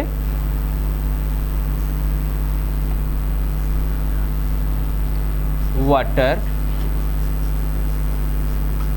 Movement with in the soil, water movement within the soil influence, water movement within the soil influence water supply to the root, water supply to the root of plant, water supply to the root of plant, water supply to the root of plant also contribute and also contribute and also contribute and also contribute underground water table, underground water table, underground water table. मतलब 2 चीज़ें मिलेगा हम लोगों को, या तो पौधों के रूट को पानी मिलेगा, या तो फिर हमारे वाटर लेवल को क्या करेगा? वो रिचार्ज करेगा। और ये जो वाटर का मूवमेंट होता है that is a 3 way, that is a 3 वे। कितना वे का होगा ये? That is a 3 way, that is a 3 वे। वो जो पानी चलेगा वो 3 प्रकार से पानी चल सकता है। कितने प्रकार से? 3 प्रकार से। तो पहला नंबर पर आ जाएंगे और लिखेंगे यहाँ पर, पहला नंबर पर आकर के लिखेंगे saturated flow, saturated flow, saturated flow, saturated. अब आप लोग समझते होंगे कि सैचुरेटेड क्या होता है, अनसैचुरेटेड क्या होता है और वेपर क्या होता है। तो आपको इससे पहले समझना होगा, अपने सॉइल को समझना होगा, मिट्टी को समझना होगा। किसको? मिट्टी को। तो यहाँ पर अगर हम लोग मिट्टी के बारे में बात करेंगे, सॉइल के बारे में, तो हमको पता है कि सॉइल जो होता है मेनली हमारे 3 प्रकार के पार्टिकल से मिल करके बना होता है। 3 हमारे पास मिनरल्स पार्टिकल होते हैं, उसी पार्टिकल से हमारा सॉइल क्या हुआ? मिल करके बना हुआ है। पहला नंबर का जो पार्टिकल, हमारा सबसे बड़ा जो पार्टिकल होता है, उसको हम लोग क्या कहते हैं? सैंड कहते हैं। क्या कहते हैं? सैंड। उससे जो छोटा पार्टिकल हमको देखने के लिए मिलता है उसको क्या कहते हैं? सिल्ट कहते हैं, ये सिल्ट कहेंगे। और उससे छोटा पार्टिकल होगा उसको हम लोग क्या कहेंगे? क्ले पार्टिकल कहेंगे। यही तीनों पार्टिकल मिल करके हमारा सॉइल बनाते हैं, ठीक है। तो ये जब सॉइल के पार्टिकल आपस में मिलेंगे, भाई 3 पार्टिकल मिले हैं तो इसके बहुत सारे पार्टिकल आपस में मिलेंगे तब तो मिट्टी बना पाएंगे ना, ठीक है। तो ये पहला पार्टिकल मिला, मान के चलिए। यहाँ पर दूसरा नंबर का पार्टिकल मिला। अब यहाँ पर आ जाएगा बच्चा लोग तीसरा नंबर का पार्टिकल। तो इसको मैं बोल देता हूँ क्या? सॉइल के पार्टिकल है ये, क्या सॉइल के पार्टिकल है, ठीक है, ये सॉइल पार्टिकल है हमारे लिए, ठीक है। और इसके बाद ये जो खाली खाली सा जगह बच रहा है, यहाँ पर इसके जो पार्टिकल आपस में मिलेंगे, यहाँ पर खाली जगह रहेगा कि नहीं रहेगा, यहाँ पर क्या रहेगा, खाली जगह रहेगा, ठीक है। तो इसको मैं बोलता हूँ सॉइल पार्टिकल, और ये जो खाली जगह बचा हुआ है इसको हम लोग क्या कहते हैं, पोर स्पेस। क्या कहते हैं, पोर स्पेस कहते हैं। और ये जो पोर स्पेस है वो दो प्रकार के हो सकते हैं। कितने प्रकार के, दो प्रकार के हो सकते हैं। जब बड़े बड़े सॉइल के पार्टिकल आपस में मिलेंगे, तो बड़े बड़े सॉइल के पार्टिकल आपस में मिलेंगे तो वहां पर बनाएगा माइक्रोपोर। क्या बनाएगा, माइक्रो। तो इसको मैं माइक्रो बोल सकता हूँ, क्या बोल सकता हूँ, माइक्रोपोर बोल सकता हूँ, ठीक है। बड़ा बड़ा पोर स्पेस बनेगा, हमको देखने को मिलेगा, बड़ा बड़ा छेद देखने को मिलेगा, समझ लेना। अगर यहीं पर मैं छोटे छोटे पार्टिकल्स को आपस में मिलाता हूँ, ये हमारे पास छोटा पार्टिकल एक आया, ठीक है, यहाँ पर दूसरा छोटा पार्टिकल आया, यहाँ पर तीसरा छोटा पार्टिकल आया, और तीसरा छोटा पार्टिकल आएगा तो इसके बीच में भी हमको देखने के लिए मिलेगा क्या, एक छोटा सा छेद ऐसा देखने के लिए बीच पर मिलेगा। भाई हमारे पास गेंद है, मान के चलिए टेनिस के जो बॉल आप लोग समझते हैं, तो 3-4 टेनिस के बॉल को आपस में जब आप लोग मिलाओगे तो उसके बीच में ज़्यादा गैप होगा ना, उसके बीच में क्या होगा, ज़्यादा गैप होगा। अगर उसके हम लोग छोटा बात करेंगे तो हमारे पास जो कंचे होते हैं, उस कंचे को आपस में मिलाएंगे तो कंचे के बीच में क्या होगा, छोटा छोटा गैप होगा। क्या होगा, छोटा छोटा गैप होगा। तो ये जो छोटा गैप होता है इसको हम लोग, इसको भी बोलेंगे पोर स्पेस। क्या कहेंगे, पोर स्पेस कहेंगे। इसको मैं भी पोर स्पेस बोल दिया, परंतु ये बहुत पतला है। क्या है, बहुत ही पतला है। तो बहुत पतला होने के कारण इसको हम लोग क्या कहते हैं, माइक्रो कहते हैं। क्या कहते हैं, माइक्रो कहते हैं। तो हमारे सॉइल में बहुत सारे पार्टिकल से, वो सैंड, सीन, क्ले पार्टिकल से मिल करके बना हुआ है। तो उस पार्टिकल जब आपस में अरेंजमेंट होते हैं तो उसके बीच में छोटा छोटा छोटा छोटा छोटा छोटा क्या पाया जाता है, छेद होता है। और वो छेद दो प्रकार के हो सकते हैं, समझ लेना, माइक्रोपोर के रूप में और माइक्रोपोर के रूप में। किसके रूप में, माइक्रोपोर और माइक्रोपोर के रूप में। अगर मैं इस सॉइल को और अगर मैं बात करना चाहूँगा, ये हमारे पास अगर 100% सॉइल है, ठीक है, अगर मेरे पास 100% वॉल्यूम के बेसिस पर अगर मैं बात करता हूँ तो 100% वॉल्यूम में हमारे पास क्या है, सॉइल है। तो इस सॉइल को मैं दो प्रकार से अलग अलग डिवाइड कर सकता हूँ। कितने प्रकार से, दो अलग अलग प्रकार से डिवाइड कर सकता हूँ। ये जो हमको 50% एरिया दिखाई दे रहा है, ये कितना परसेंट, 50% एरिया दिखाई दे रहा है, ये होता है बच्चा लोग सॉलिड। क्या होता है, सॉलिड होता है। तो सॉलिड क्या है, मिनरल्स पार्टिकल, ये मतलब उसमें 50% भाग पर क्या रहेगा, मिनरल्स रहेंगे, समझ लेना, ठीक है। और ये जो 50% हिस्सा है इसको बोलते हैं हम लोग पोर स्पेस बोलते हैं। और ये पोर स्पेस दो प्रकार से हो सकता है, 25% और 25%। ये भी 25% और ये भी 25%, समझ लेना। तो इस 25% और 25% में क्या होता है, माइक्रोपोर और मैक्रोपोर होते हैं। मतलब 25% जगह पर छोटा वाला छेद देखने के लिए मिलेगा और 25% हिस्से पर हमको क्या देखने को मिलेगा, बड़ा वाला छेद देखने के लिए मिलेगा। 25 पर माइक्रो और 25 पर मैक्रो। तो इसको मैं माइक्रो बोल देता हूँ। अगर इसको क्या बोलता हूँ मैं, माइक्रो, तो इसको मैं मैक्रो बोलूँगा कि नहीं बोलूँगा, इसको क्या बोल दूंगा मैं, माइक्रो बोल दूंगा। और 50% जो सॉलिड वाला हिस्सा है, तो क्या हमारे सॉइल पर केवल और केवल मिनरल्स होते हैं? ऐसा तो पॉसिबल नहीं है कि हमारे सॉइल पर केवल सैंड, सिल्ट और क्ले हो। हमारे सॉइल पर ऑर्गेनिक मैटर भी होता है। हमारे सॉइल पर क्या होता है, ऑर्गेनिक मैटर भी होता है। तो यही बोलता है कि United state of soil science जो है ये बोलता है कि हमारे सॉइल पर जो 50% सॉलिड हिस्सा है, इस सॉलिड हिस्सा को हम लोग क्या कर सकते हैं, दो भागों पर बांट सकते हैं। ये तो ये 50% को यहाँ से मैं निकाल देता हूँ, ठीक है। ये 50% को क्या करता हूँ मैं यहाँ से निकाल देता हूँ, ठीक है। इस 50% में जो है, ये जो 45% एरिया है इस पर पाया जाता है मिनरल। क्या पाया जाता है, मिनरल।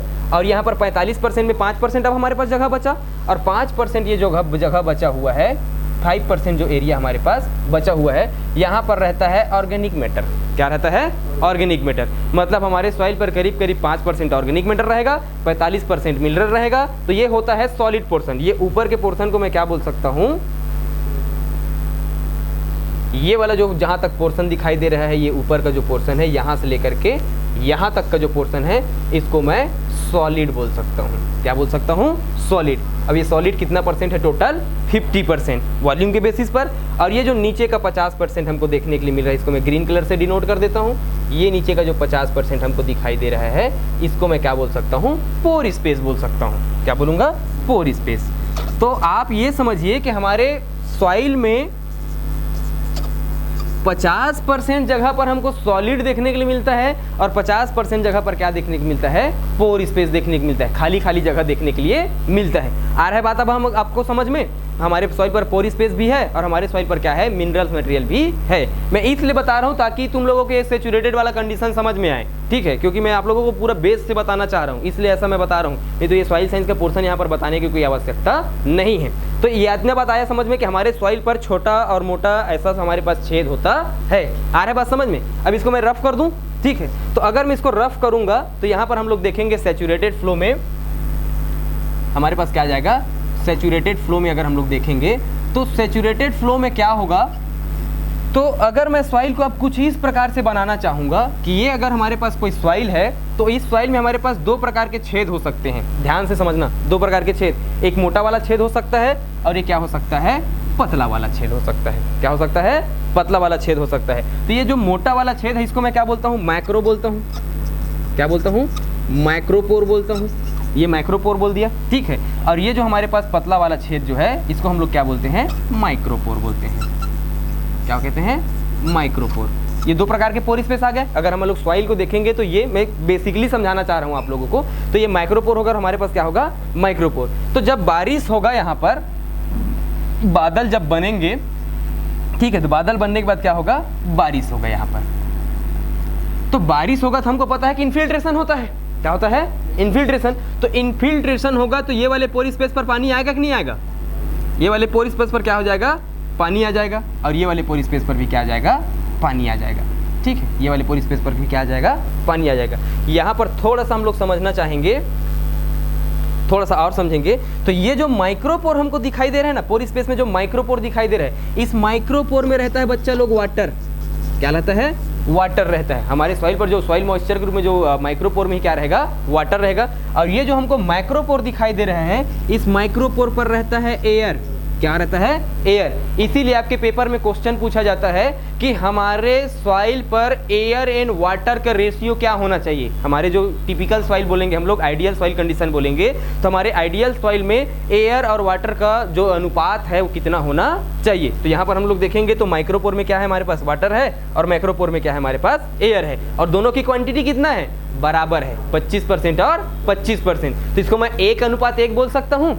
क्या बोल सकता हूँ, 1:1 बोल सकता हूँ। तो हमारे जो टिपिकल सॉइल है वहाँ पर एयर एंड वाटर का रेशियो क्या होना चाहिए, सेम होना चाहिए। क्या होना चाहिए, सेम होना चाहिए। ये पहला नंबर का क्वेश्चन हम लोगों को मिल गया। दूसरा नंबर पर हम लोग बात करेंगे, जैसे ही बारिश होगा तो बारिश होने के बाद हमारे माइक्रोपोर पर तो एयर रहता है, हमारे माइक्रोपोर पर क्या रहता है, पानी रहता है। लेकिन जिस समय बारिश होगा, जिस समय पर हमारे पास रेनफॉल होगा, प्रिसिपिटेशन होगा, उस समय पर क्योंकि यहाँ पर एयर रहता है, तो एयर को वो क्या करता है, बाहर करके ये वाला जो सॉइल का कंडीशन है, ये हमारे पास ये जो माइक्रोपोर है, वहाँ पर भी आकर के पानी फिलअप हो जाएगा और यहाँ पर भी पानी आकर के क्या हो जाएगा, फिलअप हो जाएगा। तो जब हमारा दोनों पोर स्पेस वाटर से फिलअप होगा, जब हमारा दोनों पोर स्पेस क्या होगा, वाटर से फिलअप होगा, इसको बोलते हैं when all pore space are filled with water. ठीक है, हमारे पास जो दोनों पोर स्पेस है वो जिस समय पर पानी से भरा होगा, उस कंडीशन को कहते हैं सैचुरेटेड। क्या कहते हैं, सैचुरेटेड। मतलब हमारे सॉइल पर अब कुछ नहीं आ सकता, एक भी जगह नहीं है, क्योंकि दोनों पोर स्पेस किससे भरा हुआ है, पानी से भरा हुआ है। तो जब दोनों पोर स्पेस पानी से भरा होगा, उसी कंडीशन को मैं और क्या बोल सकता हूँ, वाटर लॉगिंग कंडीशन। क्या कह सकता हूँ मैं, water logging condition. Water logging condition का मतलब क्या होता है, when all pore space are filled with water, that condition is known as water logging condition. तो ये सैचुरेटेड फ्लो कब होगा, जब वाटर लॉगिंग कंडीशन होगा, जब हमारा दोनों पोर स्पेस पानी से भरा होगा। तो जब दोनों पोर स्पेस हमारे पानी से भरा होगा, उस समय पर पानी कैसे गति करेगा, उस समय पर पानी कहाँ जाएगा, हमारे पास उस समय पानी कहाँ जाएगा, इसके बारे में हम लोग कहाँ पर पढ़ेंगे, सैचुरेटेड फ्लो में। कहाँ पर पढ़ेंगे, सैचुरेटेड फ्लो में। अब आगे बात समझ में कि दोनों पोर स्पेस फिलअप होगा वाटर से, उस कंडीशन को हम लोग क्या कहते हैं, सैचुरेटेड कहते हैं। और जब सैचुरेटेड कंडीशन होगा, उस समय पर पानी कैसे फ्लो करेगा। तो नीचे वाले लाइन पर आ जाएंगे और लिखेंगे, इस पॉइंट को लिख लो, saturated flow of water occur, saturated flow लिख दूं क्या, चलिए लिख देते हैं, saturated flow of water occur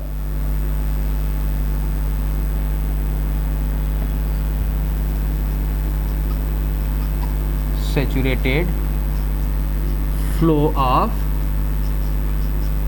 water occur when all pore space filled with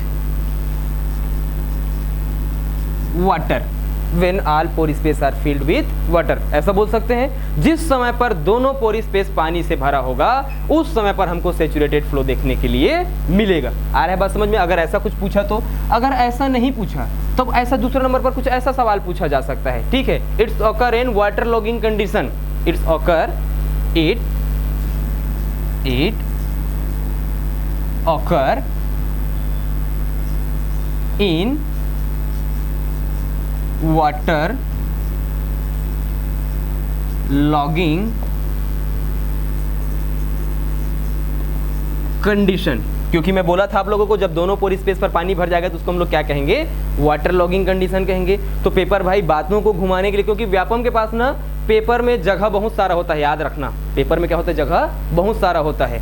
एक पेज में वो क्या करता है, आप लोग व्यापम का पेपर दिए होंगे तो देखना 2-3 क्वेश्चन ही लिखता है, वो बहुत सारा क्वेश्चन नहीं लिखता है। एक साइड का जो पेज होता है वहाँ पर 2 ही क्वेश्चन होता है, तो वो ज़्यादा से ज़्यादा बातों को क्या करना चाहता है? लिखना चाहता है। तो वो क्या करेगा, या तो फिर अगर शॉर्टकट में पूछेगा तो सीधा पूछ देगा व्हेन वाटर लॉगिंग कंडीशन पर वाटर का मूवमेंट कैसा होगा। अगर वो ऐसा नहीं पूछेगा तो ऐसा पूछेगा saturated flow of water occur when all pore space are filled with water, या तो फिर ऐसा पूछेगा when micropore and macropore are filled with water then water movement कैसा होगा। ऐसा कुछ भी वो क्वेश्चन यहाँ पर ला करके पूछ सकता है। तो हमको बेसिक भी पढ़ना है, शॉर्टकट में भी पढ़ना है और लॉन्ग कट में भी हम लोगों को पता होना चाहिए। मैं बता दिया वाटर लॉगिंग कंडीशन बोल दिया, पता नहीं आपको कि वाटर लॉगिंग कंडीशन कब आता है। तो saturated flow of water occur when all pore space are filled with water और it occur in water logging condition. दोनों कंडीशन पर ये पानी का क्या होगा, हमारे पास सैचुरेटेड फ्लो देखने के लिए मिलेगा। तो होगा क्या चीज इसमें होगा क्या चीजें, तो लिखेंगे नीचे वाले लाइन पर आकर के फिर से लिखेंगे। ये जो पानी बहेगा ये होगा मेट्रिक पोटेंशियल के कारण, लिखेंगे due to matric potential, due to matric potential. जो मेट्रिक पोटेंशियल है उसके कारण पानी क्या होगा? मूवमेंट करेगा, बल लगेगा भाई, उसमें क्या लगेगा? बल लगेगा, मेट्रिक पोटेंशियल का बल लगेगा, ठीक है। तो मेट्रिक पोटेंशियल का बल जब लगेगा तो पानी गति कैसे करेगा, ठीक है। तो लिखेंगे नीचे लाइन पर आकर के फिर से लिखेंगे direction is higher potential to lower potential, direction is higher potential to lower potential. इसका बहने की गति जो फ्लो होगा वो कहाँ से बहेगा? अधिक से लेकर के कम की तरफ। जहाँ पर अधिक बल होगा वहाँ से लेकर के कम बल की तरफ क्या होने लगेगा? पानी बहने लगेगा। आ रहा है बात समझ में? अधिक बल से क्या होगा? कम बल की तरफ वो पानी बहेगा। अभी बताएंगे कैसे बहेगा वो पानी, ठीक है। यहाँ पर या शॉर्टकट में आप लोग लिख सकते हैं, लिखेंगे डाउनवर्ड मूवमेंट। क्या लिखेंगे? डाउनवर्ड मूवमेंट, डाउनवर्ड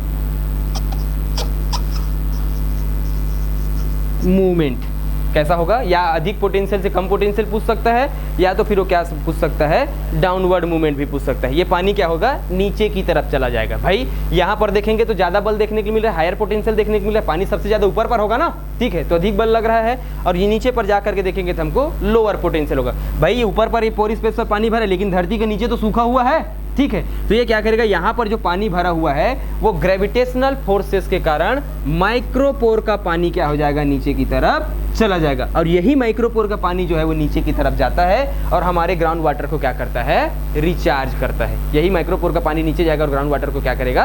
रिचार्ज करेगा। आ रहा है बात समझ में? यहाँ पर हम लोग इन्फिल्ट्रेशन में देखे थे, तो इन्फिल्ट्रेशन में 2 चीजें हो रहा था ना, या तो हमारे पास सॉइल मॉइस्चर के रूप में पानी रुक जा रहा था, या तो फिर ग्राउंड वाटर को रिचार्ज करने के लिए वो जा रहा था। तो ग्राउंड वाटर को रिचार्ज करने के लिए यहाँ पर जो पानी होगा डाउनवर्ड मूवमेंट हो जाएगा। तो सैचुरेटेड फ्लो में क्या होगा? माइक्रोपोर का जो पानी होगा वो डाउनवर्ड मूवमेंट करेगा। इसी को हम लोग क्या कहते हैं? सैचुरेटेड फ्लो कहते हैं। क्या कहेंगे? सैचुरेटेड फ्लो कहेंगे। आ रहा है बात समझ में? और ये इसका जो मूवमेंट है इसका जो क्या है मूवमेंट है, तेजी जो है, ठीक है, कितना जल्दी जल्दी मूवमेंट करेगा, ठीक है। यहाँ पर ऐसा भी पूछा जा सकता है आप लोगों को कि इसका जो मूवमेंट है किसके ऊपर डिपेंड करता है, तो इसका मूवमेंट करेगा हाइड्रोलिक कंडक्टिविटी के ऊपर। जैसे कि इलेक्ट्रिक कंडक्टिविटी होता है, हमारे पास इलेक्ट्रिक के अलग अलग वायर्स होते हैं ना, जैसे कि हम लोग किसका वायर यूज कर सकते हैं, तांबे का वायर यूज करते हैं, सिलिकॉन का वायर यूज करते हैं, अलग अलग प्रकार के वायर हम लोग यूज करते हैं इलेक्ट्रिसिटी को बहने के लिए। तो जिसमें कम रेजिस्टेंस होगा, जिसमें क्या होगा, कम रेजिस्टेंस होगा, वो इलेक्ट्रिसिटी को क्या करेगा, फास्ट बहाएगा। वो क्या करता है, इलेक्ट्रिसिटी को फास्ट बहाता है। तो ठीक वैसे ही हमारे सॉइल का भी कंडक्टिविटी होता है, चालन होता है। क्या होता है, चालन। पानी के चलने की दर को हम लोग क्या बोलेंगे, कंडक्टिविटी बोलेंगे। कि ऐसे कौन सा सॉइल है जिसमें पानी जल्दी जल्दी क्या कर लेगा, कंडक्टिविटी कर लेगा। तो जिसमें जिसका वाटर कंडक्टिविटी ज्यादा होगा उसमें ज्यादा जल्दी से पानी नीचे की तरफ जाएगा, जिसका वाटर कंडक्टिविटी कम होगा उसमें पानी, ये जो माइक्रोपोर का पानी है वो धीरे धीरे जाएगा। जैसे कि हम लोग यहाँ पर बात करेंगे, अगर सैंडी सॉइल के बारे में बात करता हूँ, तो सैंडी सॉइल में मैं पानी भर दिया, वाटर लॉगिंग कंडीशन किया, माइक्रोपोर और मैक्रोपोर दोनों में पानी आ गया, तो क्योंकि सैंडी सॉइल का हाइड्रोलिक कंडक्टिविटी क्या होता है, अधिक होता है, जिसके कारण मैक्रोपोर का पानी तुरंत इंस्टेंट क्या हो जाएगा, हमारे ग्रेविटेशनल वाटर के रूप में नीचे चला जाएगा। तो वहां पर क्या होगा, उसका मूवमेंट जो है वो फास्ट है। क्या है, मूवमेंट फास्ट है। लेकिन अगर यहीं पर मैं क्ले सॉइल के बारे में बात करूंगा, चिकनी मिट्टी जिसको आप लोग काली मिट्टी बोलते हो, तो काली मिट्टी में क्या होता है, उसका हाइड्रोलिक कंडक्टिविटी कम होता है, उसका हाइड्रोलिक कंडक्टिविटी क्या होगा, कम होगा। मतलब ये पानी जो है वो धीरे धीरे नीचे की तरफ जाएगा। इसीलिए आप लोग देखे होंगे रेत पर हम लोग 1 लीटर पानी डाल दिए हैं, दूसरे दिन जा करके देखेंगे तो रेत सूख जा रहता है, क्योंकि उसका माइक्रोपोर का पानी नीचे पर चला गया। लेकिन हम लोग ब्लैक सॉइल में जा करके देखेंगे, काली मिट्टी पर जा करके देखेंगे, तो वो सॉइल में पानी हमको 2 दिन 3 दिन तक देखने के लिए मिल जाता है, क्योंकि उसका हाइड्रोलिक कंडक्टिविटी क्या होता है, कम होता है। आ रहा है बात समझ में? तो नीचे वाले लाइन पर आ जाएंगे और लिखेंगे the rate of movement, the rate of movement depend on rate of movement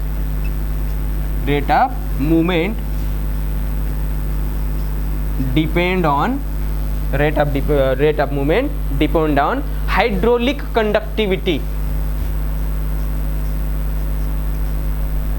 hydraulic conductivity किसके ऊपर डिपेंड करेगा, हाइड्रोलिक कंडक्टिविटी के ऊपर डिपेंड करेगा। आ रहा है बात समझ में? जो हमारे पास जो हाइड्रोलिक पानी की बहने के जो चालन क्षमता है वो किसके ऊपर ज्यादा है, उसके ऊपर क्या करता है, वो डिपेंड करेगा। अब आया बात समझ में? सैचुरेटेड फ्लो क्यों होगा, हमारा सॉइल सैचुरेटेड रहेगा, तो सैचुरेटेड होने के कारण जो माइक्रोपोर का पानी है वो नीचे की तरफ चला जाएगा, उसी को हम लोग क्या कहते हैं, सैचुरेटेड फ्लो कहते हैं। इतना बताया समझ में? चलिए दूसरा नंबर पर जो पानी का मूवमेंट जो होगा उसको हम लोग बोलते हैं, क्या बोलेंगे, अनसैचुरेटेड फ्लो। Unsaturated flow. अब ये अनसैचुरेटेड फ्लो कैसे दिखाई देगा भाई, हमको पता है कि हमारे पास क्या होता है, एक प्रकार का सॉइल है, कुछ नहीं है। कंडीशन को आप लोग समझिए इमेज से, ये हमारे पास क्या है, कोई एक सॉइल है जिसमें माइक्रोपोर रहता है और क्या रहता है, माइक्रोपोर रहता है। और इस माइक्रोपोर और माइक्रोपोर में क्या हो सकते हैं, बादल बनेंगे। बादल बनने के बाद क्या आता है, पानी आएगा कि नहीं आएगा, बादल बनने के बाद पानी आएगा। पानी आएगा तो ये माइक्रोपोर में भी पानी है और क्या है, माइक्रोपोर में भी पानी है, ठीक है। उस कंडीशन को मैं क्या बोला था, सैचुरेटेड सॉइल बोला था। तो अनसैचुरेटेड सॉइल किसको बोलेंगे, जिस समय पर हमारे केवल और केवल कहाँ पर पानी हो, माइक्रोपोर में पानी हो। कहाँ पर पानी हो, माइक्रोपोर में पानी हो। तो जिस समय पर हमारे माइक्रोपोर पर क्या होता है, पानी होता है, यहाँ पर क्या रहेगा, हमको वाटर देखने के लिए मिलेगा, और यहाँ पर हमको क्या देखने के लिए मिलेगा, एयर देखने के लिए मिलेगा। क्या देखने के लिए मिलेगा, एयर। तो ऐसा अगर हमारा सॉइल का कंडीशन है, चलिए यहाँ पर थोड़ा सा पानी बन गया, इसको भी मैं मिटा देता हूँ, नहीं तो आप लोग बोलोगे थोड़ा पानी रहेगा क्या सर, थोड़ा भी पानी नहीं रहेगा यहाँ, थोड़ा भी पानी हमको यहाँ पर देखने के लिए नहीं मिलेगा। तो पहले वाले कंडीशन में क्या था, दोनों पोर स्पेस पर पानी भरा हुआ था, वाटर लॉगिंग कंडीशन था। अब हमारे सॉइल कर एक पर हमारे पास क्या आ गया, आइडियल सॉइल कंडीशन बोलते हैं इसको हम लोग। एक सॉइल पर, एक हमारे पास पोर स्पेस पर वाटर है और एक पोर स्पेस पर क्या है, हमारे पास एयर है। इसको मैं क्या कहता हूँ, माइक्रोपोर बोलता हूँ, माइक्रोपोर ही बोलता हूँ ना इसको, और इसको क्या बोलता हूँ मैं, माइक्रो कहता हूँ। इसको मैं सूक्ष्म बोल सकता हूँ, इसको क्या बोल सकता हूँ मैं, दीर्घ बोल सकता हूँ। तो जिस समय पर हमारे सॉइल के ऊपर में पानी, हमारे सॉइल के पतला वाला जो कैपिलरी है उसमें पानी पाया जा रहा है और माइक्रोपोर पर पानी नहीं है, इस समय पर ये पानी कैसे मूवमेंट करेगा, उस समय पर ये पानी हमारे खेत पर कैसे मूवमेंट करेगा, उसको बोलते हैं अनसैचुरेटेड। हमारा सॉइल अनसैचुरेटेड कंडीशन में है ना भाई, उसमें और पानी डाला जा सकता है, उसमें पानी और डाला जा सकता है, उसको बोलेंगे अनसैचुरेटेड। जिसमें और कुछ चीज ऐड नहीं कर पाएंगे उसको हम लोग क्या कहेंगे, सेचुरेटेड कहेंगे। तो हमारे जब पोर स्पेस में दोनों पर पानी भरा रहेगा उसमें और मैं कुछ डाल सकता हूँ क्या? नहीं डाल सकता, सेचुरेटेड हो चुका है। अभी हमारे सॉइल बिल्कुल भी सेचुरेटेड नहीं है क्योंकि ये वाला पोर स्पेस क्या है? खाली है। इसको हम लोग क्या कहते हैं? अनसेचुरेटेड कंडीशन कहते हैं। तो इसमें आएंगे और लिखेंगे unsaturated flow is occur when micropore are empty. यहाँ पर क्या लिखेंगे? Unsaturated flow occur when unsaturated flow occur when micropore are empty। क्या होगा? empty होगा, ठीक है, खाली होगा। क्या होगा? खाली होगा। एंड माइक्रोपोर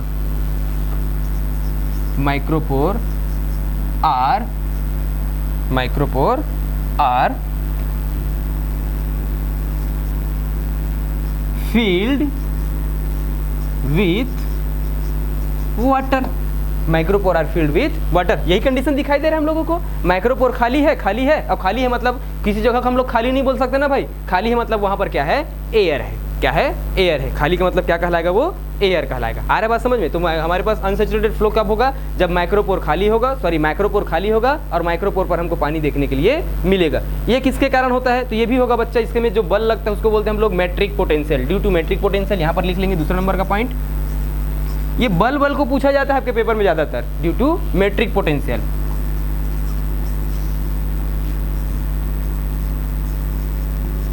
किसके कारण होगा? मैट्रिक पोटेंशियल के कारण होगा। इसका डायरेक्शन क्या होगा? डायरेक्शन क्या होना चाहिए? हायर टू लोअर होना चाहिए। इसका भी डायरेक्शन क्या होगा? Higher to lower. Higher to lower. धीरे धीरे ये भी पानी क्या हो जाएगा? नीचे की तरफ आने लगेगा। ठीक है, धीरे धीरे पानी क्या होने लगेगा? नीचे की तरफ आने लगेगा। तो हमारे लिए हम लोग ये देख रहे हैं कि ये पानी जो ऊपर से जो धीरे धीरे ये माइक्रोपोर का पानी जो है वो धीरे धीरे नीचे की तरफ आएगा। तो जब पानी माइक्रोपोर से धीरे धीरे नीचे की तरफ आएगा मतलब यहीं पर तो हमारा रूट रहेगा, रूट नीचे तक जाएगा ना। तो ये पानी जो धीरे धीरे नीचे की तरफ आएगा, इसी पानी का उपयोग पौधे अपने जीवन यापन के लिए करते हैं। इसी पानी का उपयोग अपने पौधे जीवन यापन के लिए करेंगे। तो हमारे लिए कौन सा पानी इंपॉर्टेंट है? कौन से फ्लो का पानी इंपॉर्टेंट है? अनसेचुरेटेड फ्लो का। क्या है? अनसेचुरेटेड फ्लो का वाटर क्या है हमारे लिए इंपॉर्टेंट होगा। तो लिख सकते हैं that flow is important for crop production of view. ठीक है, या हम लोग लिख सकते हैं that flow is important for agriculture. लिख सकते हैं direct that flow is important for agriculture. कृषि के लिए हमारे पास जो यही पानी का जो फ्लो है वो क्या होगा?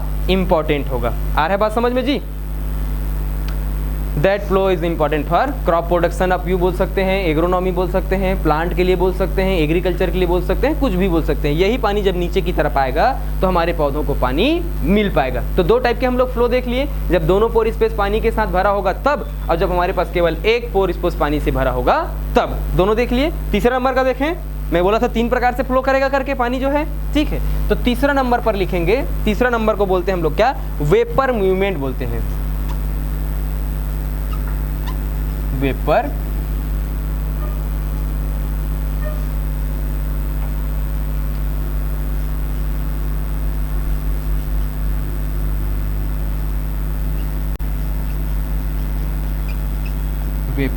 मूवमेंट, वास्प के रूप में बोलेंगे इसको हम लोग। ठीक है, तो यहाँ पर अब हम लोग देखे थे तो यहाँ पर कंडीशन ये होगा कि ये हमारे पास सॉइल है, यहाँ पर माइक्रोपोर और यहाँ पर क्या? माइक्रोपोर। दो टाइप के हमको पोर देखने के लिए मिल रहे हैं। क्या दिख रहा है? 2 प्रकार के हमको पोर देखने के लिए मिल रहा है, एक माइक्रोपोर और एक माइक्रोपोर देखने के लिए मिल रहा है। ठीक है, 2 प्रकार के हमको पोर स्पेस यहाँ पर देखने के लिए मिल रहा है। तो अभी हम लोग देखे थे दोनों पोर स्पेस पानी से भरा हुआ था, फिर एक पोर स्पेस पानी से भर गया। तो वेपर का मतलब क्या है? यहाँ पर बादल बनेंगे और बादल बनने के बाद बारिश नहीं होगा। बादल बनने के बाद बारिश नहीं हुआ। अब बारिश नहीं होगा तो यहाँ का जो पानी था वो पानी नीचे चला गया। माइक्रोपोर का पानी कहाँ चला गया? नीचे चला गया। ठीक है, और ये माइक्रोपोर में पानी था, ये पानी का उपयोग कौन कर लिए? पौधे कर लिए। तो हमारा दोनों पोर स्पेस एम्प्टी हो गया ना।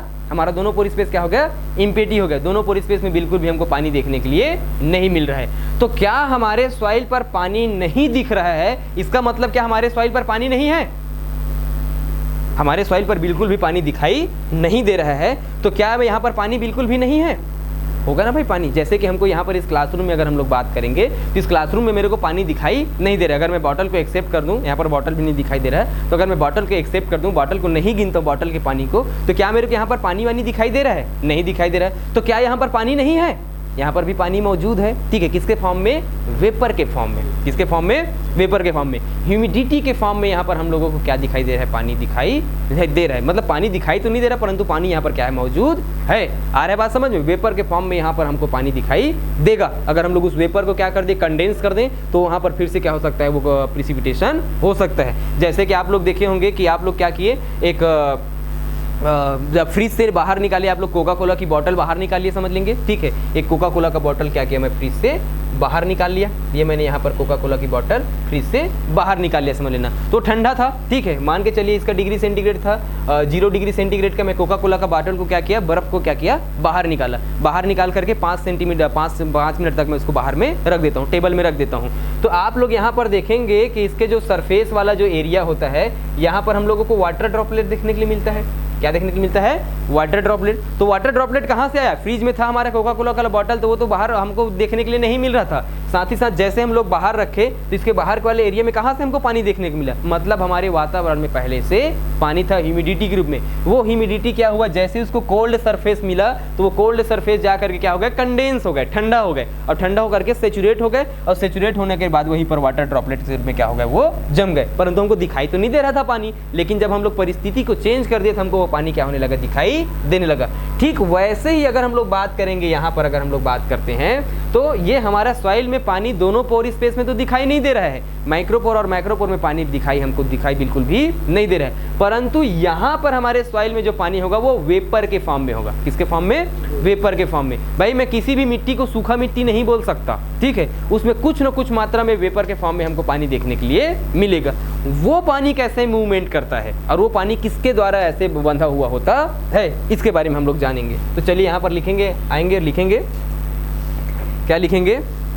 When a soil become dry, when soil become dry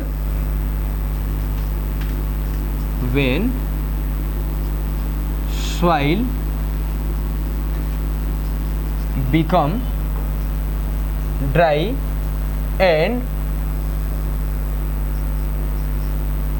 water from micropore is also empty।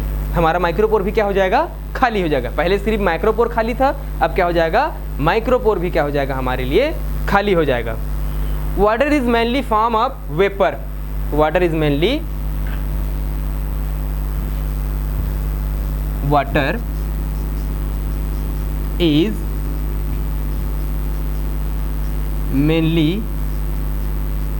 Found in vapour. Vapour किसके, हमारे पास वाटर किसके फॉर्म में पाया जाएगा, वेपर के फॉर्म में पाया जाएगा। ठीक है, तो ये वेपर वाला वाटर है, ये किसके कारण मूवमेंट करता है?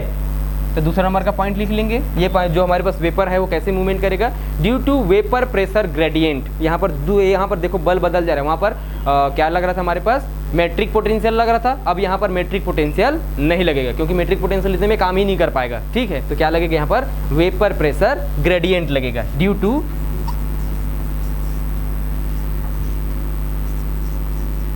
Vapour pressure gradient.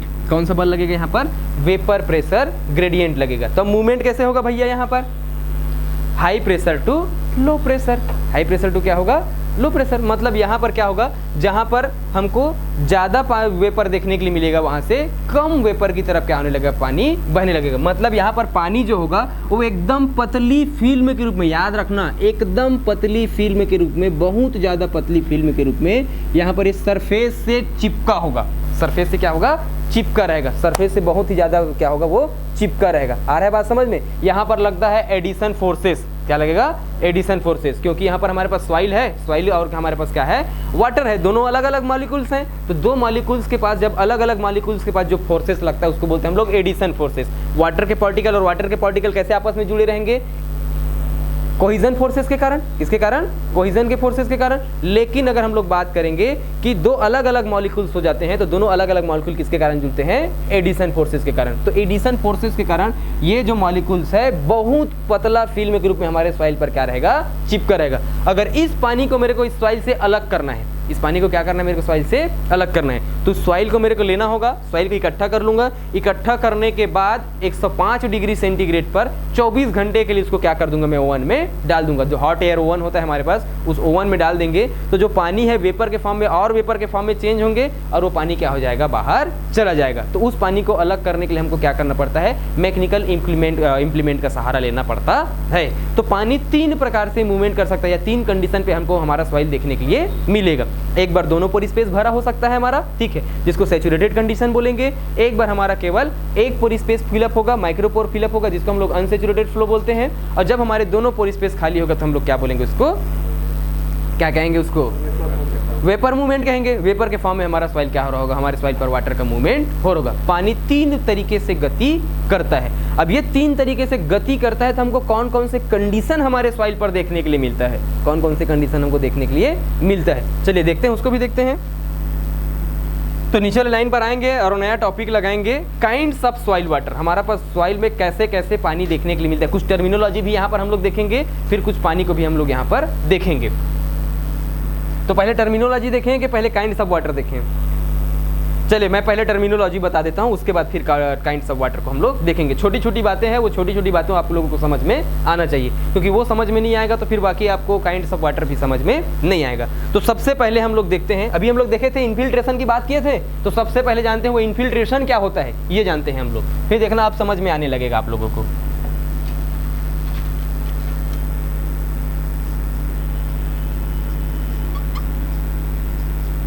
इन्फिल्ट्रेशन क्या होता है,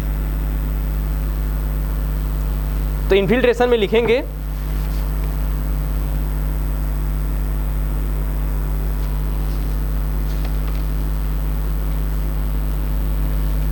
the first entry of water, the first, बहुत सिंपल सी बात है, आप समझ जाओगे। The FIRST first entry of water in unsaturated soil, बस एक लाइन लिखना है आपको, the first entry of water in unsaturated soil. Unsaturated को कर लेंगे अंडरलाइन, ठीक है। पेपर में यही बात पूछा जाता है कि इन्फिल्ट्रेशन की जो प्रक्रिया है वो किस प्रकार के सॉइल में देखने के लिए हमको मिलता है। तो इन्फिल्ट्रेशन हमेशा क्या होगा, अनसेचुरेटेड सॉइल में हमको देखने के लिए मिलेगा। अनसेचुरेटेड का मतलब हम लोग क्या देखे थे कि हमारा वाटर क्या होगा, खाली होगा, हमारा सॉइल जब सूखा होगा, समझ लेंगे। तो सॉइल सूखा रहता है उसी को हम लोग क्या कहते हैं, अनसेचुरेटेड सॉइल बोलते हैं असल में। तो ध्यान से समझिएगा, ये हमारे पास कोई सॉइल का कंडीशन है, चलिए यहाँ पर समझते हैं। ये हमारे पास क्या है, सॉइल है, ठीक है। ये सॉइल है हमारे पास, मिट्टी में बोल देता हूँ इसको, ठीक है। अब इस मिट्टी पर बनता है भैया हमारे पास, आसमान पर बनेंगे बादल। बादल का बहुत रोल है, याद रखना। बादल से क्या होगा, बारिश होगा, प्रिसिपिटेशन होगा। क्या होगा, प्रिसिपिटेशन होगा। अब ये प्रिसिपिटेशन होगा तो ये सॉइल हमारा अभी तक सूखा था, हमारा सॉइल क्या था, सूखा था। तो जैसे हमारा सॉइल सूखा था, बारिश होगा तो बारिश के जो पहला बूंद होगा, उस पहले बूंद को हमारे पास पानी क्या, ये हमारे पास जो सॉइल क्या कर लेगा, उसको एब्जॉर्ब कर लेगा। क्या कर लेगा, एब्जॉर्ब कर लेगा। तो ये जो पहला बार पानी को एब्जॉर्ब करने की जो दर होती है, इसी को कहते हैं हम लोग इन्फिल्ट्रेशन। बारिश का पानी आएगा और पानी को जब क्या करेगा, वो मिट्टी हमारा एब्जॉर्ब कर लेगा। जैसे कि कहीं पर सूखा मिट्टी है, समझ लेना। अब सूखे मिट्टी पर मैं बॉटल से पानी डाला, तो बॉटल से पानी डालूंगा तो उस बॉटल के पानी को एब्जॉर्ब करेगा कि नहीं करेगा। तो बॉटल के पानी को जो एब्जॉर्ब कर रहा होगा, पहली बार एब्जॉर्ब करता है, उसी प्रक्रिया को हम लोग क्या कहते हैं, इन्फिल्ट्रेशन कहते हैं। तो हमारा सॉइल जो है पानी को एब्जॉर्ब कब करेगा, जब वहां पर कुछ नहीं होगा, खाली रहेगा। क्या रहेगा, खाली रहेगा, तब तो एब्जॉर्ब करेगा। भाई ये पहले से अगर पानी से भरा होता, तो पानी से पहले से भरा होता तो क्या पानी को एब्जॉर्ब कर पाता, पानी को एब्जॉर्ब वो नहीं कर पाता। सूखा है तब ने एब्जॉर्ब किया है, तो सूखा है मतलब क्या है, वो अनसेचुरेटेड है, उसके पास जगह है, उसके पास क्या है, जगह है। जगह रहता है तो क्या करेगा, पानी को जब पहली बार एब्जॉर्ब करते हैं उसको हम लोग क्या कहते हैं, इनफिल्ट्रेशन कहते हैं। आ रहा है बात समझ में? सूखा था मिट्टी, सूखे मिट्टी में जब पहली बार पानी आया, एब्जॉर्ब किया, क्या कहलाया, वो इनफिल्ट्रेशन कहलाया। आगे बात समझ में? दूसरा नंबर की कंडीशन लिखेंगे, दूसरा नंबर पर लिखना percolation.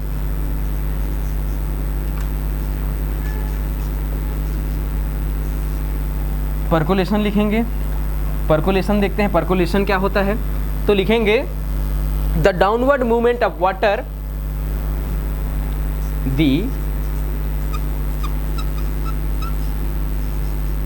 Downward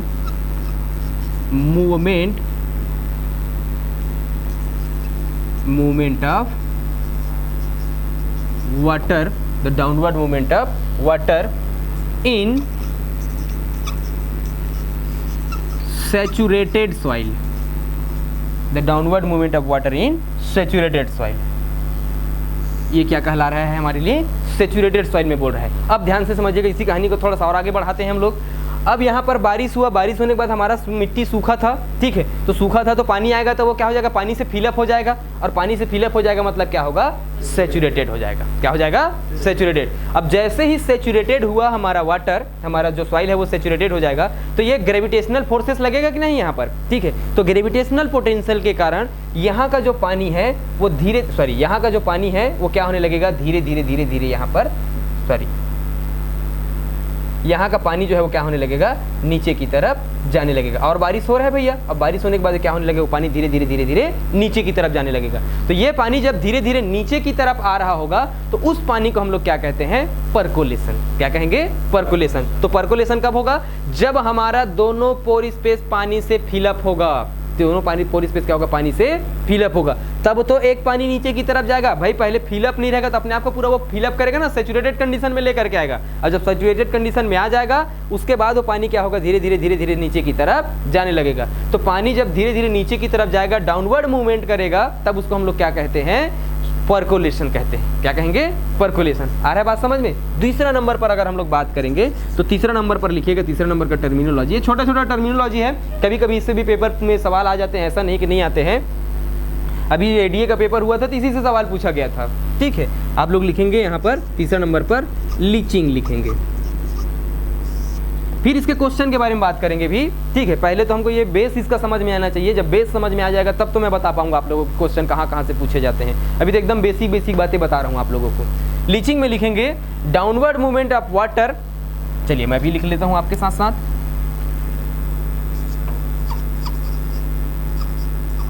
downward movement of water with salt, downward movement of water with salt beyond the, चलिए beyond the नहीं लिख देंगे, आप लोग नहीं समझ पाओगे भाषा को। downward movement of water with salt from the root zone, from the root zone, ये लिख लिए। चलिए एक लाइन की है, कोई बहुत बड़ी बात नहीं है। अब अगर ये हमारे पास कोई सॉइल था और इस सॉइल पे अगर कोई प्लांट लगाना चाहूँगा, ये मैंने लगा दिया यहाँ पर प्लांट, क्या लगाया, प्लांट लगाया, ठीक है। ये क्या लगाया, मैं प्लांट लगाया। तो ये प्लांट के रूट यहीं तक आते हैं, ठीक है। तो जहाँ तक प्लांट के रूट आते हैं उसको मैं क्या कह सकता हूँ, रूट जोन कह सकता हूँ। क्या कह सकता हूँ, रूट जोन। जहाँ तक प्लांट के रूट जाते हैं भैया उसी को हम लोग रूट जोन बोलते हैं, या इसी को अगर हम लोग टेक्निकल भाषा में बात करेंगे तो राइजोस्फीयर कहेंगे। क्या कहेंगे, राइजोस्फीयर। तो इसको मैं राइजोस्फीयर कह देता हूँ। तो अभी हमारे सॉइल पर पहले पानी नहीं था, समझ लेना, तो पानी नहीं था हमारे सॉइल पर, तो वहाँ पर कुछ न कुछ न्यूट्रिएंट तो पाए जा रहे होंगे भाई। अगर हमारा सॉइल सूखा था तो सूखे सॉइल पर मिट्टी में न्यूट्रिएंट पाए जाएंगे कि नहीं पाए जाएंगे, नाइट्रोजन भी रहेगा, फास्फोरस भी रहेगा, पोटास भी रहेगा, कैल्शियम भी रहेगा, मैग्नीशियम भी रहेगा, सोडियम भी रहेगा। तो जब हमारा मिट्टी सूखा था तो सूखे मिट्टी पर हमारे पास क्या पाया जाएगा, न्यूट्रिएंट पाए जाएंगे। तो यहाँ पर न्यूट्रिएंट पाया जा रहा था, समझ लेना क्या पाया जा रहा था, न्यूट्रिएंट, बहुत सारा यहाँ पर न्यूट्रिएंट पाया जा रहा था। अब जब बारिश हो गया तो बारिश होने के कारण पानी इन्फिल्ट्रेट हुआ, इन्फिल्ट्रेट होकर के परकोलेट हुआ, तो परकोलेट होकर के रूट जोन तक हमारे जब पानी आ गए तो वो जो न्यूट्रिएंट हमारे पास ड्राई फॉर्म में था, समझ लेना, वो ड्राई फॉर्म का न्यूट्रिएंट के बाद जब मैं पानी भेजूंगा तो वो न्यूट्रिएंट पानी के साथ सॉल्यूशन बनाएगा कि नहीं बनाएगा, पानी के साथ क्या बना लेगा, सॉल्यूशन बना लेगा। जैसे कि हमारे पास शक्कर के दाने को मैं न्यूट्रिएंट बोलता हूँ और उस शक्कर के दाने पर मैं पानी डाल देता हूँ, ठीक है, तो वो जो शक्कर का दाना था वो पिघलेगा कि नहीं पिघलेगा, शक्कर के दाने के साथ क्या हो जाएगा, पिघल जाएगा। तो ठीक वैसे ही यहाँ पर न्यूट्रिएंट बना हुआ है, समझ लेना, बहुत सारा न्यूट्रिएंट था। जब पानी आया परकोलेशन होकर के तो वो पानी के साथ क्या हो जाएगा, घुल जाएगा, पानी के साथ क्या हो जाएगा, घुल जाएगा, एक सॉल्यूशन बना लेगा, क्या बनाएगा, सॉल्यूशन बनाएगा। और क्योंकि हमारे पास माइक्रोपोर में पानी था और वो माइक्रोपोर का पानी क्या हो रहा है, ग्रेविटेशनल फोर्सेस के कारण धीरे धीरे धीरे धीरे नीचे की तरफ जा रहा है, तो पानी तो नीचे आएगा ही भैया, पानी क्या होगा, नीचे की तरफ आएगा ही। ये पानी नीचे की तरफ हमारे सॉइल से नीचे आ ही रहा है, ठीक है, क्योंकि उसको ग्राउंड वाटर को रिचार्ज करना है ना, क्या करना है, ग्राउंड वाटर को रिचार्ज करना है। तो ग्राउंड वाटर को रिचार्ज करने के लिए पानी नीचे की तरफ तो जा ही रहा था, अब साथ साथ उसके साथ क्या होगा, ये जो न्यूट्रिएंट था, ये न्यूट्रिएंट इसके साथ सॉल्यूशन बना करके क्या होने लगेंगे, वो भी नीचे की तरफ जाने लगेंगे, क्योंकि वो न्यूट्रिएंट जो है भैया पानी के साथ घुल चुका है, ठीक है, तो पानी नीचे जाएगा तो न्यूट्रिएंट भी नीचे जाएगा ही, ठीक है, पानी नीचे जाएगा ही। तो जब पानी के साथ साथ जो हमारे सॉइल पर न्यूट्रिएंट था, साल्ट जिसको मैं बोल दिया, ठीक है, न्यूट्रिएंट बोलना चाहिए था मुझे, ठीक है, तो दोनों हो सकते हैं क्योंकि बहुत सारे साल्ट भी होते हैं हमारे सॉइल पर। तो जब हमारे खेत पर पानी के साथ साथ न्यूट्रिएंट भी नीचे की तरफ जाने लगेंगे, धीरे धीरे नीचे की तरफ जाने लगेंगे, इस प्रक्रिया को मैं क्या कहता हूँ, लीचिंग कहता हूँ। क्या कहता हूँ मैं, लीचिंग। आ रहा है बात समझ में। तो जब क्रॉप के रूट जोन से पानी के अलावा पोषक तत्व भी नीचे की तरफ जाने लगेंगे, इस कंडीशन को हम लोग क्या कहेंगे, लीचिंग कहेंगे। तो आप मेरे को ये बताइए, लीचिंग इज अ बेनिफिशियल और हार्मफुल फॉर प्लांट? लीचिंग जो है हमारे पौधे के लिए हानिकारक है कि लाभदायक है? हानिकारक होगा, ठीक है। पानी जा रहा है तो ठीक है भैया, ग्राउंड वाटर को रिचार्ज कर रहा है, लेकिन साथ साथ हमारे न्यूट्रिएंट भी तो क्या हो रहे हैं, नीचे की तरफ जा रहे हैं। लेकिन कई कंडीशन पर हमको देखने के लिए मिलता है लीचिंग जो है वो हमारे लिए बेनिफिशियल हो जाता है। कब बेनिफिशियल होगा, कि जब हमारा सॉइल जो है वो क्या हो जाएगा, सलाइन हो जाएगा ज़्यादा, ठीक है। तो सलाइन होता है तो हमारे सॉइल के ऊपर पर क्या होता है, कैल्शियम, मैग्नीशियम तथा हमारे सॉइल पर सोडियम के साल्ट बहुत सारे जमा हो जाते हैं। तो हमारे जो सलाइन सॉइल है उसको फिर से रिक्लेमेट करने के लिए, हमको न्यूट्रल सॉइल में लाने के लिए क्या करना पड़ता है, फ्लड करते हैं वहाँ पर, या तो फिर ज़्यादा मात्रा में पानी डालते हैं ताकि ज़्यादा से ज़्यादा न्यूट्रिएंट बह करके नीचे की तरफ चला जाए, लीच डाउन हो जाए। तो साल्ट हमारा नीचे की तरफ चला जाएगा तो हमारा सॉइल क्या हो जाएगा, फिर से ठीक हो जाएगा। तो वहाँ पर एसिडिक सलाइन सॉइल की रिक्लेमेशन में क्या करते हैं हम लोग, लीचिंग करते हैं। क्या करते हैं, लीचिंग करते हैं। तो बाद में देखेंगे हम लोग, जब सॉइल साइंस देखेंगे उस समय पर। अभी आप लोग ये समझिए कि सिर्फ साल्ट नीचे जाता है पानी के साथ साथ, उसको क्या कहते हैं, लीचिंग कहते हैं। ये तीन कंडीशन आया समझ में, इन्फिल्ट्रेशन, परकोलेशन और ये क्या, लीचिंग। तीसरा नंबर, चौथे नंबर पर हम लोग बात करना चाहेंगे अगर, ठीक है, यहाँ पर तो चौथे नंबर पर नेक्स्ट पेज में आ जाते हैं। नेक्स्ट पेज में देखेंगे तो चौथे नंबर पर लिखना आप लोग, चौथे नंबर पर जो टर्मिनोलॉजी है, इस टर्मिनोलॉजी को हम लोग कहते हैं बच्चा लोग सीपेज। क्या कहते हैं, सीपेज कहते हैं। क्या कहेंगे, सीपेज कहेंगे। तो सीपेज में भी कुछ बातें लिख लें। ये सारी चीजें समझ में तो आ रहा है ना? चलिए, तो सीपेज में लिखेंगे, अभी तक हमारा पानी जो था वो डाउनवर्ड मूवमेंट कर रहा था। क्या कर रहा था, डाउनवर्ड मूवमेंट कर रहा था, ठीक है, जिसको हम लोग वर्टिकल मूवमेंट भी कह सकते हैं। डाउनवर्ड को मैं वर्टिकल भी बोल सकता हूं। अब लिखेंगे आप लोग horizontal movement of water, horizontal movement of water, horizontal movement of water in the soil, horizontal movement of water in the soil. In the को याद रखेंगे, अभी मैं टर्म को थोड़ा सा चेंज करूंगा तो इसका नाम बदल जाएगा, ठीक है। अभी क्या लिखा हूं मैं, horizontal movement of water in the soil. हमारे सॉइल पर अब क्या होगा, पानी क्षैतिज रूप से गति करने लगेगा। क्या करेगा, क्षैतिज रूप से गति करने लगेगा। अब यहाँ पर फिर से पुराने इमेज में आ जाते हैं हम लोग, यहाँ पर हमको समझ में आएगा, ठीक है। अब ये वाले पोर्शन को थोड़ा सा मैं मिटा दूँ, ठीक है, यहाँ पर थोड़ा सा पोर्शन को मैं क्या कर देता हूँ, मिटा देता हूँ। ये वाला कंडीशन को अब मैं हटा देता हूँ, क्योंकि हमको यहाँ पर समझना है। अब ये हमारे पास सॉइल था भैया, ठीक है। तो पानी को या तो फिर नीचे की तरफ जाना चाहिए था, ठीक है। तो पानी क्या करता है, नीचे के साइड जाने के साथ साथ लाइट क्या करेगा, अब यहाँ पर कुछ मात्रा पर हमारे सॉइल के नीचे पर बाजू की तरफ भी गति करने लगेगा। क्या करेगा, बाजू की तरफ भी गति करने लगेगा। तो ये जो बाजू की तरफ गति होता है हमारे सॉइल पर, नीचे की तरफ गति होता है, इसको हम लोग क्या कहते हैं? सीपेज कहते हैं। क्या कहते हैं? सीपेज कहते हैं। सिंपल की भाषा में अगर मैं आप लोगों को सीपेज को अगर बताना चाहूँगा तो यहाँ पर कुछ इस प्रकार से समझेंगे सीपेज को आप लोग। इसको तो रफ करना ही था, रफ हो गया हमारे लिए। एक मान के चलिए हमारे पास क्या है, कोई एक हमारे पास फील्ड है। क्या है? फील्ड है एक, ये दूसरा नंबर का फील्ड है। क्या है? दूसरा नंबर का फील्ड। इसको मैं फील्ड ए बोलता हूँ, इसको मैं क्या बोलता हूँ? फील्ड बी बोलता हूँ। ए फील्ड और क्या है हमारे पास? बी फील्ड है। यहाँ पर लगाया हूँ मैं वीट लगाया हूँ। क्या लगाया? वीट लगाया। यहाँ पर लगा देता हूँ मैं क्या? ग्राम लगा देता हूँ। ग्राम मतलब क्या होगा? ग्राम लगा देता हूँ, चना लगा देता हूँ। अब हमको पता है कि गेहूं की फसल को अलग टाइम पर पानी की आवश्यकता होती है और चने की फसल को अलग टाइम पर पानी की आवश्यकता होती है। तो मैं क्या किया, गेहूं के खेत में पानी दे दिया। अब गेहूं के खेत को पानी चाहिए था, ठीक है, तो गेहूं के खेत को क्या किया, मैं पानी दे दिया। तो इस खेत में मैं पानी दे दिया, यहाँ पर गेहूं के खेत में। तो ये पानी को केवल और केवल गेहूं के खेत पर ही होना चाहिए। कहाँ पर होना चाहिए? गेहूं के खेत पर होना चाहिए। ये अगर मैं गेहूं के खेत पर पानी दिया हूँ तो पानी गेहूं के खेत पर होना चाहिए, या तो फिर इस पानी को इवापोरेट होकर के आसमान पर चला जाना चाहिए, या तो फिर इस पानी को परकोलेट होकर के, लीचिंग होकर के उसी खेत के नीचे पर रहना चाहिए। यही कंडीशन होना चाहिए ना। लेकिन आप लोग जा करके देखेंगे तो ये चने के खेत का कुछ हिस्सा जो रहता है ये भी आकर के क्या हो जाएगा, भीग जा रहता है। चने के खेत भी कुछ समय पर जा करके देखेंगे तो वह पानी से फिलअप हो जा रहता है। क्यों होता है? क्योंकि पानी डाउनवर्ड मूवमेंट करने के साथ साथ, कुछ मात्रा में डाउनवर्ड मूवमेंट करने के साथ साथ क्या करता है, वो हॉरिजेंटल मूवमेंट भी करता है। तो जब हमारा सॉइल के नीचे से पानी जो है वो हॉरिजेंटल मूवमेंट करेगा तो उसको हम लोग क्या कहेंगे? सीपेज कहेंगे। तो